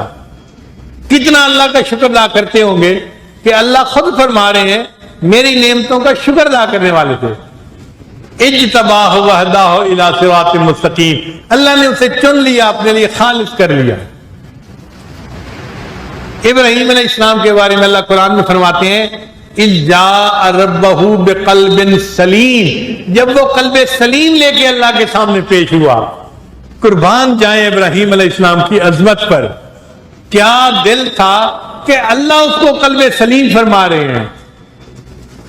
ایسا دل تو بنایا ہوگا نا کہ میرے مالک کو بھی وہ دل پسند آ گیا، اور اللہ نے فرمایا وہ قلب سلیم لے کے میرے پاس آیا تھا۔ اور اللہ فرماتے ہیں اواہ منیب، وہ میری محبت میں آہیں بھرنے والے، میری یاد میں آہیں بھرنے والے تھے، ابراہیم علیہ السلام تھے۔ اور پھر فرماتے ہیں کہ اس ابراہیم نے تو بڑی قربانی دی۔ وَفَدَيْنَاهُ بِذِبْحٍ عَظِيمٍ، اللہ فرماتے ہیں ان ھذا لَھُوَ الْبَلَاءُ الْمُبِینُ، یہ بہت بڑی آزمائش تھی، مگر میرے ابراہیم اس آزمائش کے پورے اترے۔ سلام علی ابراہیم، ابراہیم تجھے شاباش ہو، تو نے اس قربانی میں استقامت دکھائی اور کامیاب ہو کے دکھا دیا۔ اب جس کو اللہ شاباش دے رہے ہیں اور جس کے قلب کی تعریفیں کر رہے ہیں، وہ آپ سوچئے ان کے دل میں کیسی توحید ہوگی۔ تو ابراہیم علیہ السلام کو خلت کا مقام حاصل تھا، یعنی محبوبیت صفاتی حاصل تھی، اس لیے اللہ نے ان کو اپنا خلیل بنایا اور قرآن مجید میں ان کی تعریفیں کی، اور ہمیں اور ہمارے محبوب صلی اللہ علیہ وسلم کو حکم ہوا کہ میرے ابراہیم کے نقش قدم پہ زندگی گزارو۔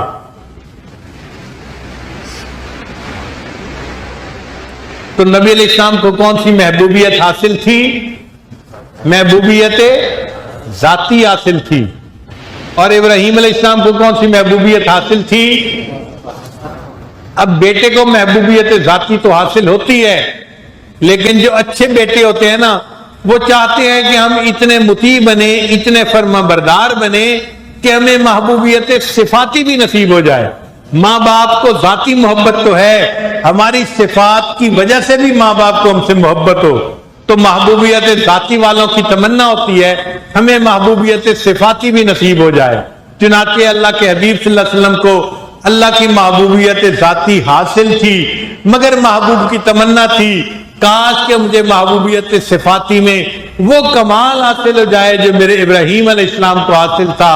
اس لیے نبی علیہ السلام نے یہ درود شریف شروع کیا، اللہم صلی علی محمد وعلی آل محمد کما صلیت علی ابراہیم وعلی آل ابراہیم انک حمید مجید۔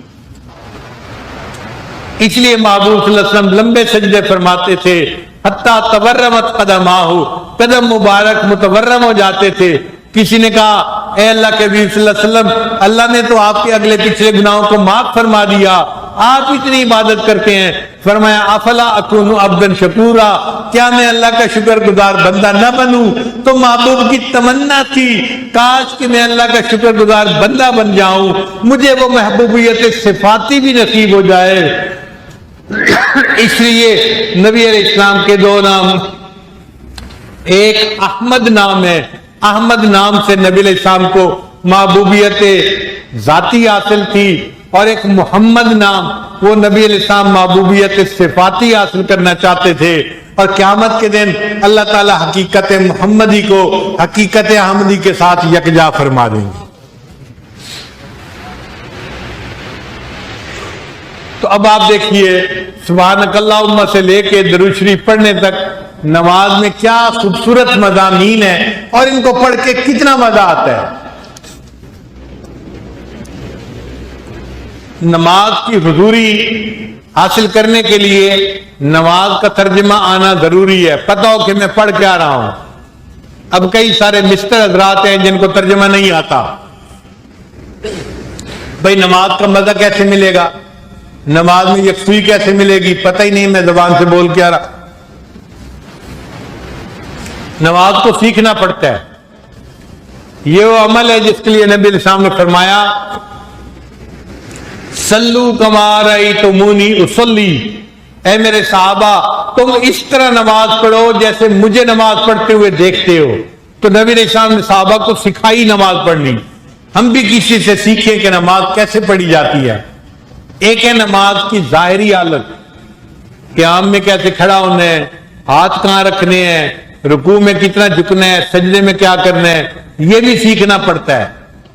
اور ایک ہے اس کا ترجمہ سیکھنا, معنی سیکھنے, تاکہ ان کو پڑھتے ہوئے احساس ہو کہ ہم اللہ سے ہم کلامی کیا کر رہے ہیں. نماز میں مومن اپنے اللہ سے ہم کلامی کر رہا ہوتا ہے. حدیث پاک میں آتا ہے کہ مومن پڑھتا ہے الحمدللہ رب العالمین, اللہ فرماتے ہیں حمدنی عبدی, میرے بندے نے میری حمد بیان کی. پھر مومن اگلی آیت پڑھتا ہے, اللہ اس کا جواب دیتے ہیں. جیسے ٹیلی فون پہ دونوں طرف سے ہم کلامی ہو رہی ہوتی ہے, الحمدللہ فاتحہ پڑھتے ہوئے بندے کی اپنے اللہ کے ساتھ ہم کلامی ہو رہی ہوتی ہے. کاش کہ ہمیں وہ کیفیت بھی حاصل ہو کہ اس وقت ہمارا رب ہمارے ساتھ ہم کلامی فرما رہا ہے.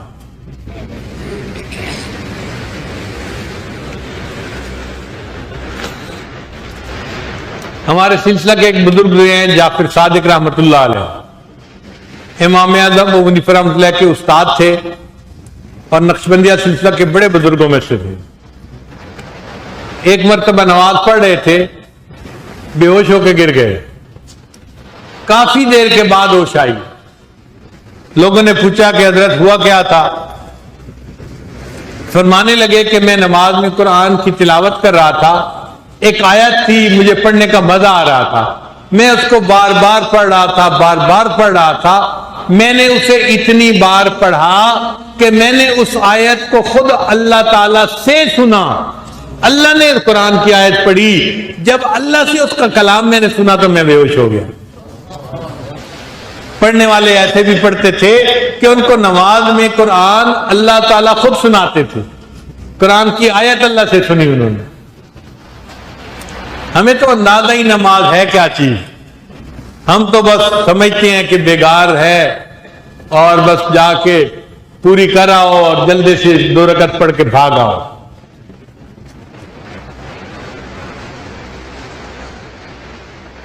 بھئی نہیں, جن کو محبت کا تعلق ہوتا ہے وہ بیگار کے سجدے نہیں کرتے, وہ تو مزے اور لطف لے لے کے نماز پڑھا کرتے ہیں. پوری پوری رات گزر جاتی ہے ان کی سجدوں میں. سیدہ فاطمہ الزہرا عنہا کا واقعہ ہے, سردیوں کی لمبی رات تھی, عشاء کے بعد 2 رکعت کی نیت باندھی, تلاوت کرتی رہی. اتنا لطف, اتنا مزہ تھا کہ نماز مکمل کرنے کو دل نہیں چاہتا تھا. جب سلام پھیرا تو دیکھا کہ سحری کا وقت ختم ہونے کا قریب ہے, یعنی طلوع فجر کا وقت قریب ہے. تو دعا کے لیے ہاتھ اٹھائے رہے اور یہ دعا مانگی, یا اللہ میں نے تو 2 ہی رکعت کی نیت باندھی تھی, تیری راتیں کتنی چھوٹی ہیں, میری 2 رکعت میں تیری ساری رات ختم ہو گئی. ان کو راتوں کے چھوٹا ہونے کا شکوہ ہوتا تھا کہ جی 2 رکعت میں رات ختم ہو جاتی ہے. کیسے مزہ آتا ہوگا. جس طرح کوئی پیاسا بندہ دھوپ سے اپنے گھر آئے اور اس کو آگے سے روح افزا کا شربت دے دیا جائے تو وہ ایک ایک گھونٹ مزے لے لے کے پی رہا ہوتا ہے. ہمارے اکابر تہجد میں قرآن مجید کی تلاوت اس طرح کرتے تھے, ایک ایک آیت کو اس طرح پڑھتے تھے جیسے آئس کریم کھانے والے کو ہر لقمہ کھانے پہ مزہ آتا ہے, ان کو ہر آیت پڑھنے پہ یوں مزہ آ رہا ہوتا تھا. انجوائے کرتے تھے وہ نماز کو. اس لیے رات کے اس طرح منتظر ہوتے تھے جس طرح دلہا اپنی دلہن سے ملاقات کے لیے رات کا منتظر ہوتا ہے.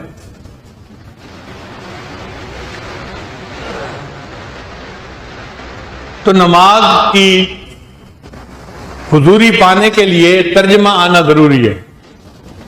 اور ایک بات اور بھی ذہن میں رکھیے کہ نماز کی حضوری کے لیے آنکھیں کھول کے نماز پڑھنا بھی ضروری ہے. کچھ نوجوانوں کو عادت ہوتی ہے وہ نماز میں توجہ بنانے کے لیے آنکھیں بند کر لیتے ہیں. یہ شیطان کا خوبصورت دھوکہ ہے. ہم نے آنکھیں بند کی اور تخیل کی دنیا میں چلے گئے, اور اب شیطان کے لیے ہمیں ایک خیال سے دوسرے پہ ٹرانسفر کرنا بڑا آسان. وہ پھر کبھی ہمیں دکان کا خیال ذہن میں لاتا ہے, کبھی دوستوں کا, کبھی کاروبار کا, کبھی گلے والے میں پھر رہے ہوتے ہیں, پتہ نہیں کہاں کہاں پھر رہے ہوتے ہیں. तो आंखें बंद नहीं करनी नमाज में। आंखें बंद की, आप जाहिर से कट गए और शैतान के हत्थे चढ़ गए। इसलिए सुन्नत है आंखें खोल के नमाज पढ़ना। तो जहां क़याम में सजदे पे नजर रहनी चाहिए वहां नजर रखें, रुकू में दोनों पांव के अंगूठों के दरमियान नजर रहनी चाहिए वहां रखें, सजदे में जहां नाक रखते हैं वहां नजर रखें, और अत्तहियात में अपने दामन के ऊपर नजर रखें। अगर आप नमाज में अपनी नजर को कंट्रोल कर लेंगे, आप समझें कि हुजूरी की एक मिकदार आपको इससे भी हासिल हो जाएगी। तो कुछ मिकदार तर्जमे को जानने से हासिल होती है, कुछ मिकदार निगाहों के कंट्रोल से हासिल हो जाती है। एक नौजवान हाजी इमदादुल्लाह वाली मक्की रहमतुल्लाह के पास आया और कहने लगा कि हजरत, मैंने रात ख्वाब में एक बहुत खूबसूरत लड़की को देखा है, ऐसा हुस्न तो मैंने कभी नहीं देखा, मगर वो अंधी थी। हजरत ने फरमाया, मुझे लगता है कि तुम आंखें बंद करके नमाज पढ़ते हो। उन्होंने कहा, जी मुझे आंखें बंद करके नमाज पढ़ने की आदत है। फरमाया, अल्लाह ने तुम्हारी नमाज को उस खूबसूरत लड़की की शक्ल में तुम्हें दिखाया, क्योंकि आंखें बंद करके पढ़ते थे, तुम्हारी वो नमाज अंधी तुम्हें नजर आ गई। अगर आंखें खोल के नमाज पढ़ते तो वो आंखों वाली लड़की तुम्हें नजर आती।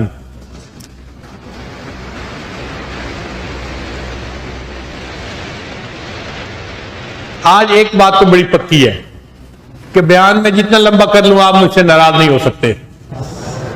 आपने खुद कहा हुआ है जी कि आप ठीक है बात करें जितनी कर सकते, और है भी आखिरी मजलिस। एक नुक्ते की बात समझ लें कि नमाज की हजूरी जो बंदे चाहते हैं, ये नमाज के अंदर नहीं मिलती, ये नमाज के बाहर बनानी पड़ती है। नमाज की हुजूरी यानी हम समझ लें कि हम जी नमाज नियत कर लेते हैं और हम तवज्जो बना लेंगे, ये नमाज के अंदर नहीं बनती, ये नमाज के बाहर बनानी पड़ती है। अब इसकी मिसाल यूं समझें, एक बंदे ने बॉक्सिंग का मुकाबला करना है, तो वो मुकाबले के लिए रातों को जल्दी उठता है, जॉगिंग करता है, ट्रेडमिल पे वर्जिश करता है, कभी लेदर के पिलो को मुक्के मार रहा होता है, कभी कोई और एक्सरसाइज कर रहा होता है, वो तैयारी कर रहा होता है क्या कि जब मैं रिंग के अंदर जाऊंगा तो मेरा बदन इतना फिट हो कि मैं मुकाबला कर सकूं। वो जितनी मेहनत बाहर करेगा उतना रिंग के अंदर जाकर ज्यादा बेहतर परफॉर्म करेगा। और एक बंदे ने मुकाबला तो तय कर लिया, सोया पड़ा है, बीवी कहती है उठो वर्जिश कर लो, कहते नहीं नहीं मैं रिंग में जाऊंगा तो देख लूंगा। अब ये बंदा जब रिंग में जाएगा तो क्या बनेगा, एक मुक्का इसको पड़ेगा और ये नॉकआउट हुआ पड़ा हो, क्योंकि इसने रिंग से बाहर मेहनत नहीं की, इसके अंदर एबिलिटी नहीं है। तो हम भी रिंग से बाहर तो मेहनत नहीं करते तवज्जो बनाने की, गाफिल होते हैं और गफलत के साथ आके हम अल्लाह अकबर कह देते हैं। अब अल्लाह अकबर कहने से हमारी तवज्जो बनती है 10% और 20% नमाज में, बाकी जो दुनिया की गफलत थी वो रहती है। तभी हमें वसावस आते हैं, इधर उधर के ख्यालात आते हैं। हम अगर चाहते हैं कि हमें हजूरी मिले तो हमें नमाज के बाहर अनावत इल्लल्लाह, रजू इल्लल्लाह अपने दिल में पैदा करना पड़ेगा, वकूफ कल्बी का ख्याल रखना पड़ेगा। चुनाचे हम आएंगे मस्जिद में, हमारी 75-80% तो तवज्जो पहले ही जिक्र की वजह से बनी होगी। फिर जब हम अल्लाह अकबर कहेंगे, वो जो 75% तवज्जो थी वो अब अल्लाह अकबर कहकर 100% हो जाएगी, हमें नमाज में अनाबत और हुजूरी नसीब हो जाएगी। इसलिए इमाम रब्बानी मुजद्दिद अल-सानी रहमतुल्लाह ने फरमाया है कि जो बंदा नमाज को हुजूरी के साथ पढ़ना चाहता है उसको वुजू अच्छे अंदाज से करना पड़ेगा, वहां से हुजूरी शुरू होती है। वुजू अच्छी तरीका से करो, मस्जिद में दाखिल होने की दुआएं पढ़ो, फिर नफल पढ़ो, तहियतुल वुजू तहियतुल मस्जिद, फिर नमाज शुरू करोगे تو کچھ حضوری پہلے سے بنی ہوگی، نماز پڑھنے سے اب وہ حضوری مکمل ہو جائے گی اور ہمیں یکسوئی کے ساتھ نماز نصیب ہو جائے گی۔ اس لیے نماز کی حضوری بنانا سیکھنا پڑتا ہے۔ ہمارے پہلے اکابر جو تھے نا، وہ اپنے مشائخ کے پاس آتے تھے، حضرت میں آپ کے پاس اس لیے آیا ہوں، آپ مجھے صحابہ جیسی نماز پڑھنی سکھا دیجئے۔ آج تو یہ طلب ہی نہیں رہی، کوئی بندہ ہی ایسا نظر نہیں آتا کہ جو آ کر یہ الفاظ کہے حضرت میں نماز سیکھنے کے لیے آیا ہوں۔ آتے ہیں تو تعویذ لینے کے لیے، آتے ہیں تو دعائیں کروانے کے لیے، پریشانیوں سے مصیبتوں سے بچنے کے لیے۔ دنیا ہی ہوتی ہے جو ان کو دھکیل کے لے آتی ہے۔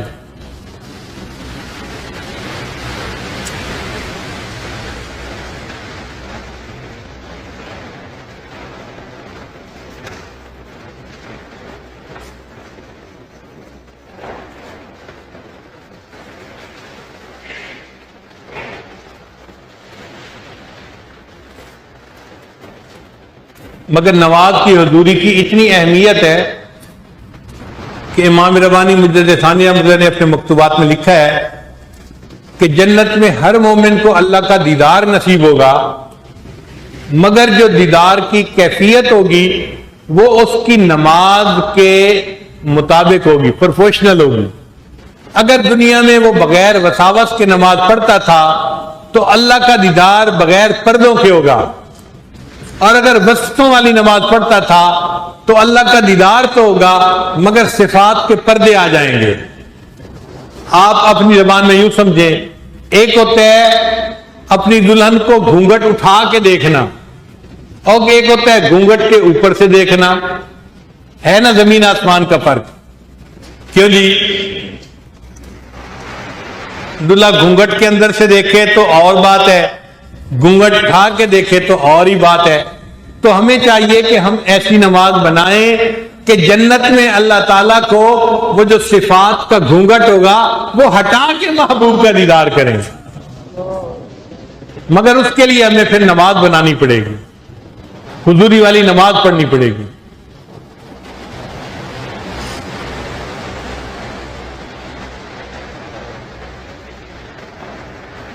حال دل جس سے میں کہتا کوئی ایسا نہ ملا۔ ہمارے حضرت رحمت اللہ علیہ اپنی آخری عمر میں یہ شعر بہت کثرت سے پڑھتے تھے، حال دل جس سے میں کہتا کوئی ایسا نہ ملا، بت کے بندے تو ملے اللہ کا بندہ نہ ملا۔ آج ہم خواہشات کے بندے بنے پھرتے ہیں، بت کے بندے بنے پھرتے ہیں، اور اللہ کے بندہ بننا آج ہمیں نصیب نہیں ہے۔ کیسے بنیں گے؟ جب ہم اللہ کی یاد والی زندگی گزاریں گے اور اللہ کی حضوری والی نمازیں پڑھیں گے، پھر حضوری والی نمازوں سے مزہ بھی آئے گا۔ پھر دل چاہے گا کہ میں 2 رکعت پڑھ رہا ہوں، مجھے کوئی ستانے والا نہ آئے، مجھے کوئی نماز سے ہٹانے والا نہ آئے۔ پھر ہمیں احساس ہوگا کہ اللہ والے جو نمازیں پڑھتے تھے تو ان کو کیا لذت ملتی تھی کہ جس میں وہ ساری ساری رات محو رہا کرتے تھے۔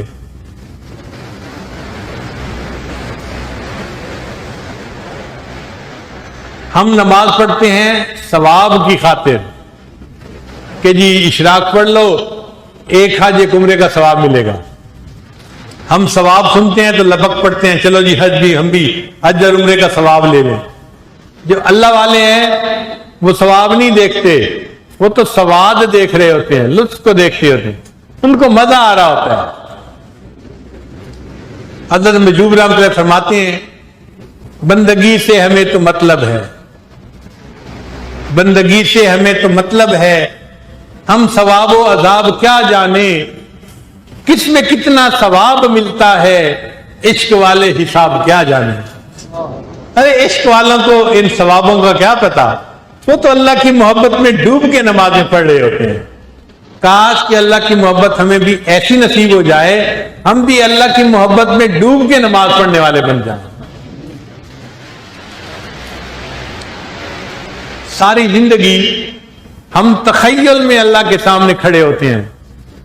یہ 5 وقت کی جو نماز ہے نا، یہ اللہ کے دیدار کی مشق ہے۔ 5 وقت جیسے لڑکی کی شادی ہونی ہوتی ہے اور وہ شادی سے پہلے تخیل کی دنیا میں کتنی مرتبہ دلہن بن جاتی ہے. تو اللہ نے بھی فرمایا میرے بندو تم نے میرا دیدار کرنا ہے، اس دیدار کی کیفیت کی مشق دنیا میں کرتے رہو.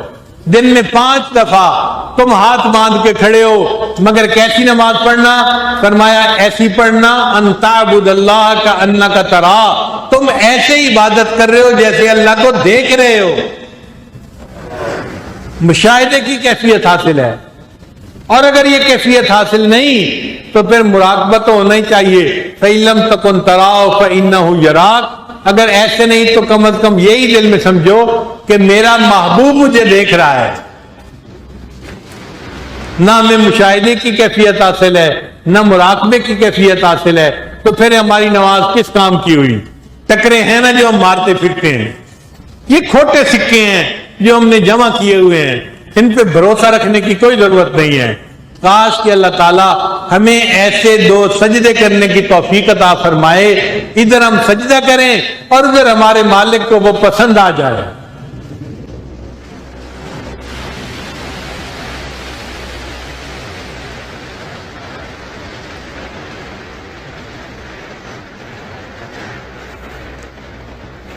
دنیا میں ہم تخیل کے سجدے کر رہے ہیں، یہ آخرت میں بھی ہم سجدہ کریں گے مگر وہ شہود کا سجدہ ہوگا.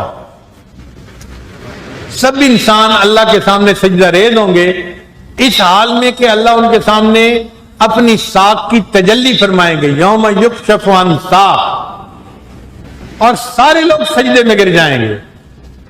اور جو بے نمازی لوگ ہوں گے ان کی ریڑھ کی ہڈی جھکے گی نہیں تو وہ سجدہ کرنے سے محروم رہ جائیں گے، پھر ان کو جہنم بھیج دیا جائے گا. اب آپ سوچئے کہ آج تو ہم تصور کے سجدے کر رہے ہیں، جب قیامت کے دن اللہ کا دیدار کر رہے ہوں گے اور پھر سجدہ کرنے کا موقع ملے گا تو اس سجدے کا مزہ کیسے ہوگا؟ اللہ نے قیامت کے دن وہ شہود کا سجدہ بھی عطا فرما دیا.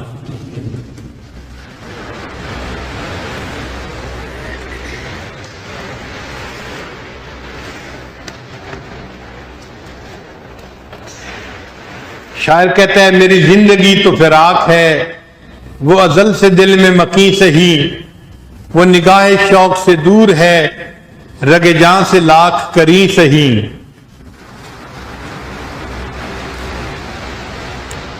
انہیں دیکھنے کی جو لو لگی تو فقیر دیکھ ہی لیں گے ہم. جس کو دنیا میں اللہ کو دیکھنے کی لو لگ گئی، محبت لگ گئی، اللہ اس کو اپنا دیدار عطا بھی فرما دیں گے، محروم نہیں رکھیں گے. انہیں دیکھنے کی جو لو لگی تو فقیر دیکھ ہی لیں گے ہم، وہ 1000 آنکھ سے دور ہوں، وہ 1000 پردہ نشیں سہی. شاعر کہتا ہے کہ اللہ دعا تو بڑی مانگی تھی کہ ہمیں بیت اللہ کا دیدار عطا فرما دے، مگر قسمت میں نہیں تھا، ہم حج یا عمرے پہ نہیں جا سکے.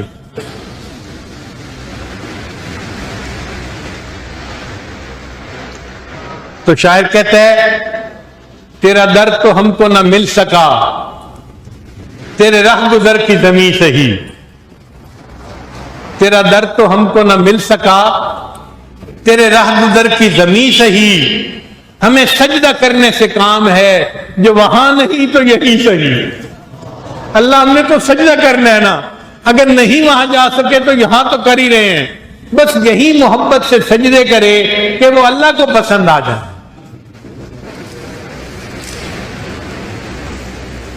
سرے طور ہو، سرے حشر ہو، ہمیں انتظار قبول ہے. اللہ آپ اپنے دیدار کے لیے، اپنی تجلی کے لیے اگر ہمیں دعوت دیں تو ہمیں چاہے طور پہ بلائیں تو آنے کو تیار ہیں، حشر کے دن کا وعدہ کریں تو ہم وہاں بھی آنے کو تیار ہیں.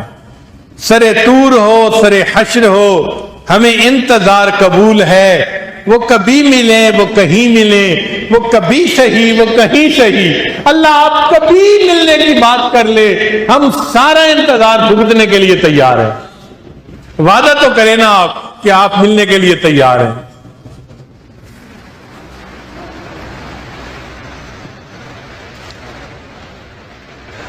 اب آخری بات کہ نمازی اللہ کو اتنا پیارا کیوں لگ رہا ہوتا ہے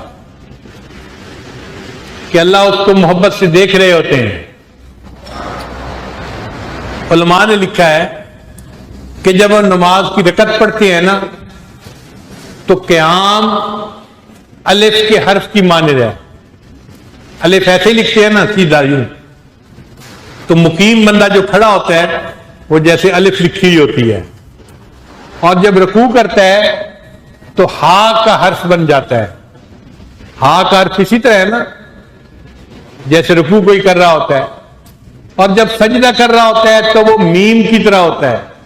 سجدہ کرنے والا اسی طرح سمٹ کے سجدہ کر رہا ہوتا ہے کہ جیسے میم کا حرف لکھا ہوا ہوتا ہے، اور اتحیات میں جو بیٹھا ہوتا ہے وہ دال کا حرف بنتا ہے. تو مومن اللہ کے سامنے نماز کی رکعت پڑھتا ہے، مگر اس کا جسم جو ہے وہ الف، ہا اور میم اور دال احمد کا لفظ بنا دیتا ہے. جب اللہ تعالیٰ اپنے محبوب کے نام کو دیکھتے ہیں اللہ کو وہ بندہ بھی پیارا لگتا ہے. میں نے تو یوں ہی خاک میں پھیری تھی انگلیاں، دیکھا جو غور سے تیری تصویر بن گئی. ہم نماز پڑھ رہے ہوتے ہیں، حقیقت میں ہم احمد کا نام لکھ رہے ہوتے ہیں، اور اللہ کو ہمارا یہ احمد کا نام لکھنا پسند آ جاتا ہے. اللہ کو مومن بندہ نوازی اس لیے پیارا لگ جاتا ہے. اللہ تعالی ہمیں بھی صحیح معنوں میں حضوری والی نماز پڑھنے کی توفیق عطا فرمائے. وآخر دعوانا ان الحمد للہ رب العالمین.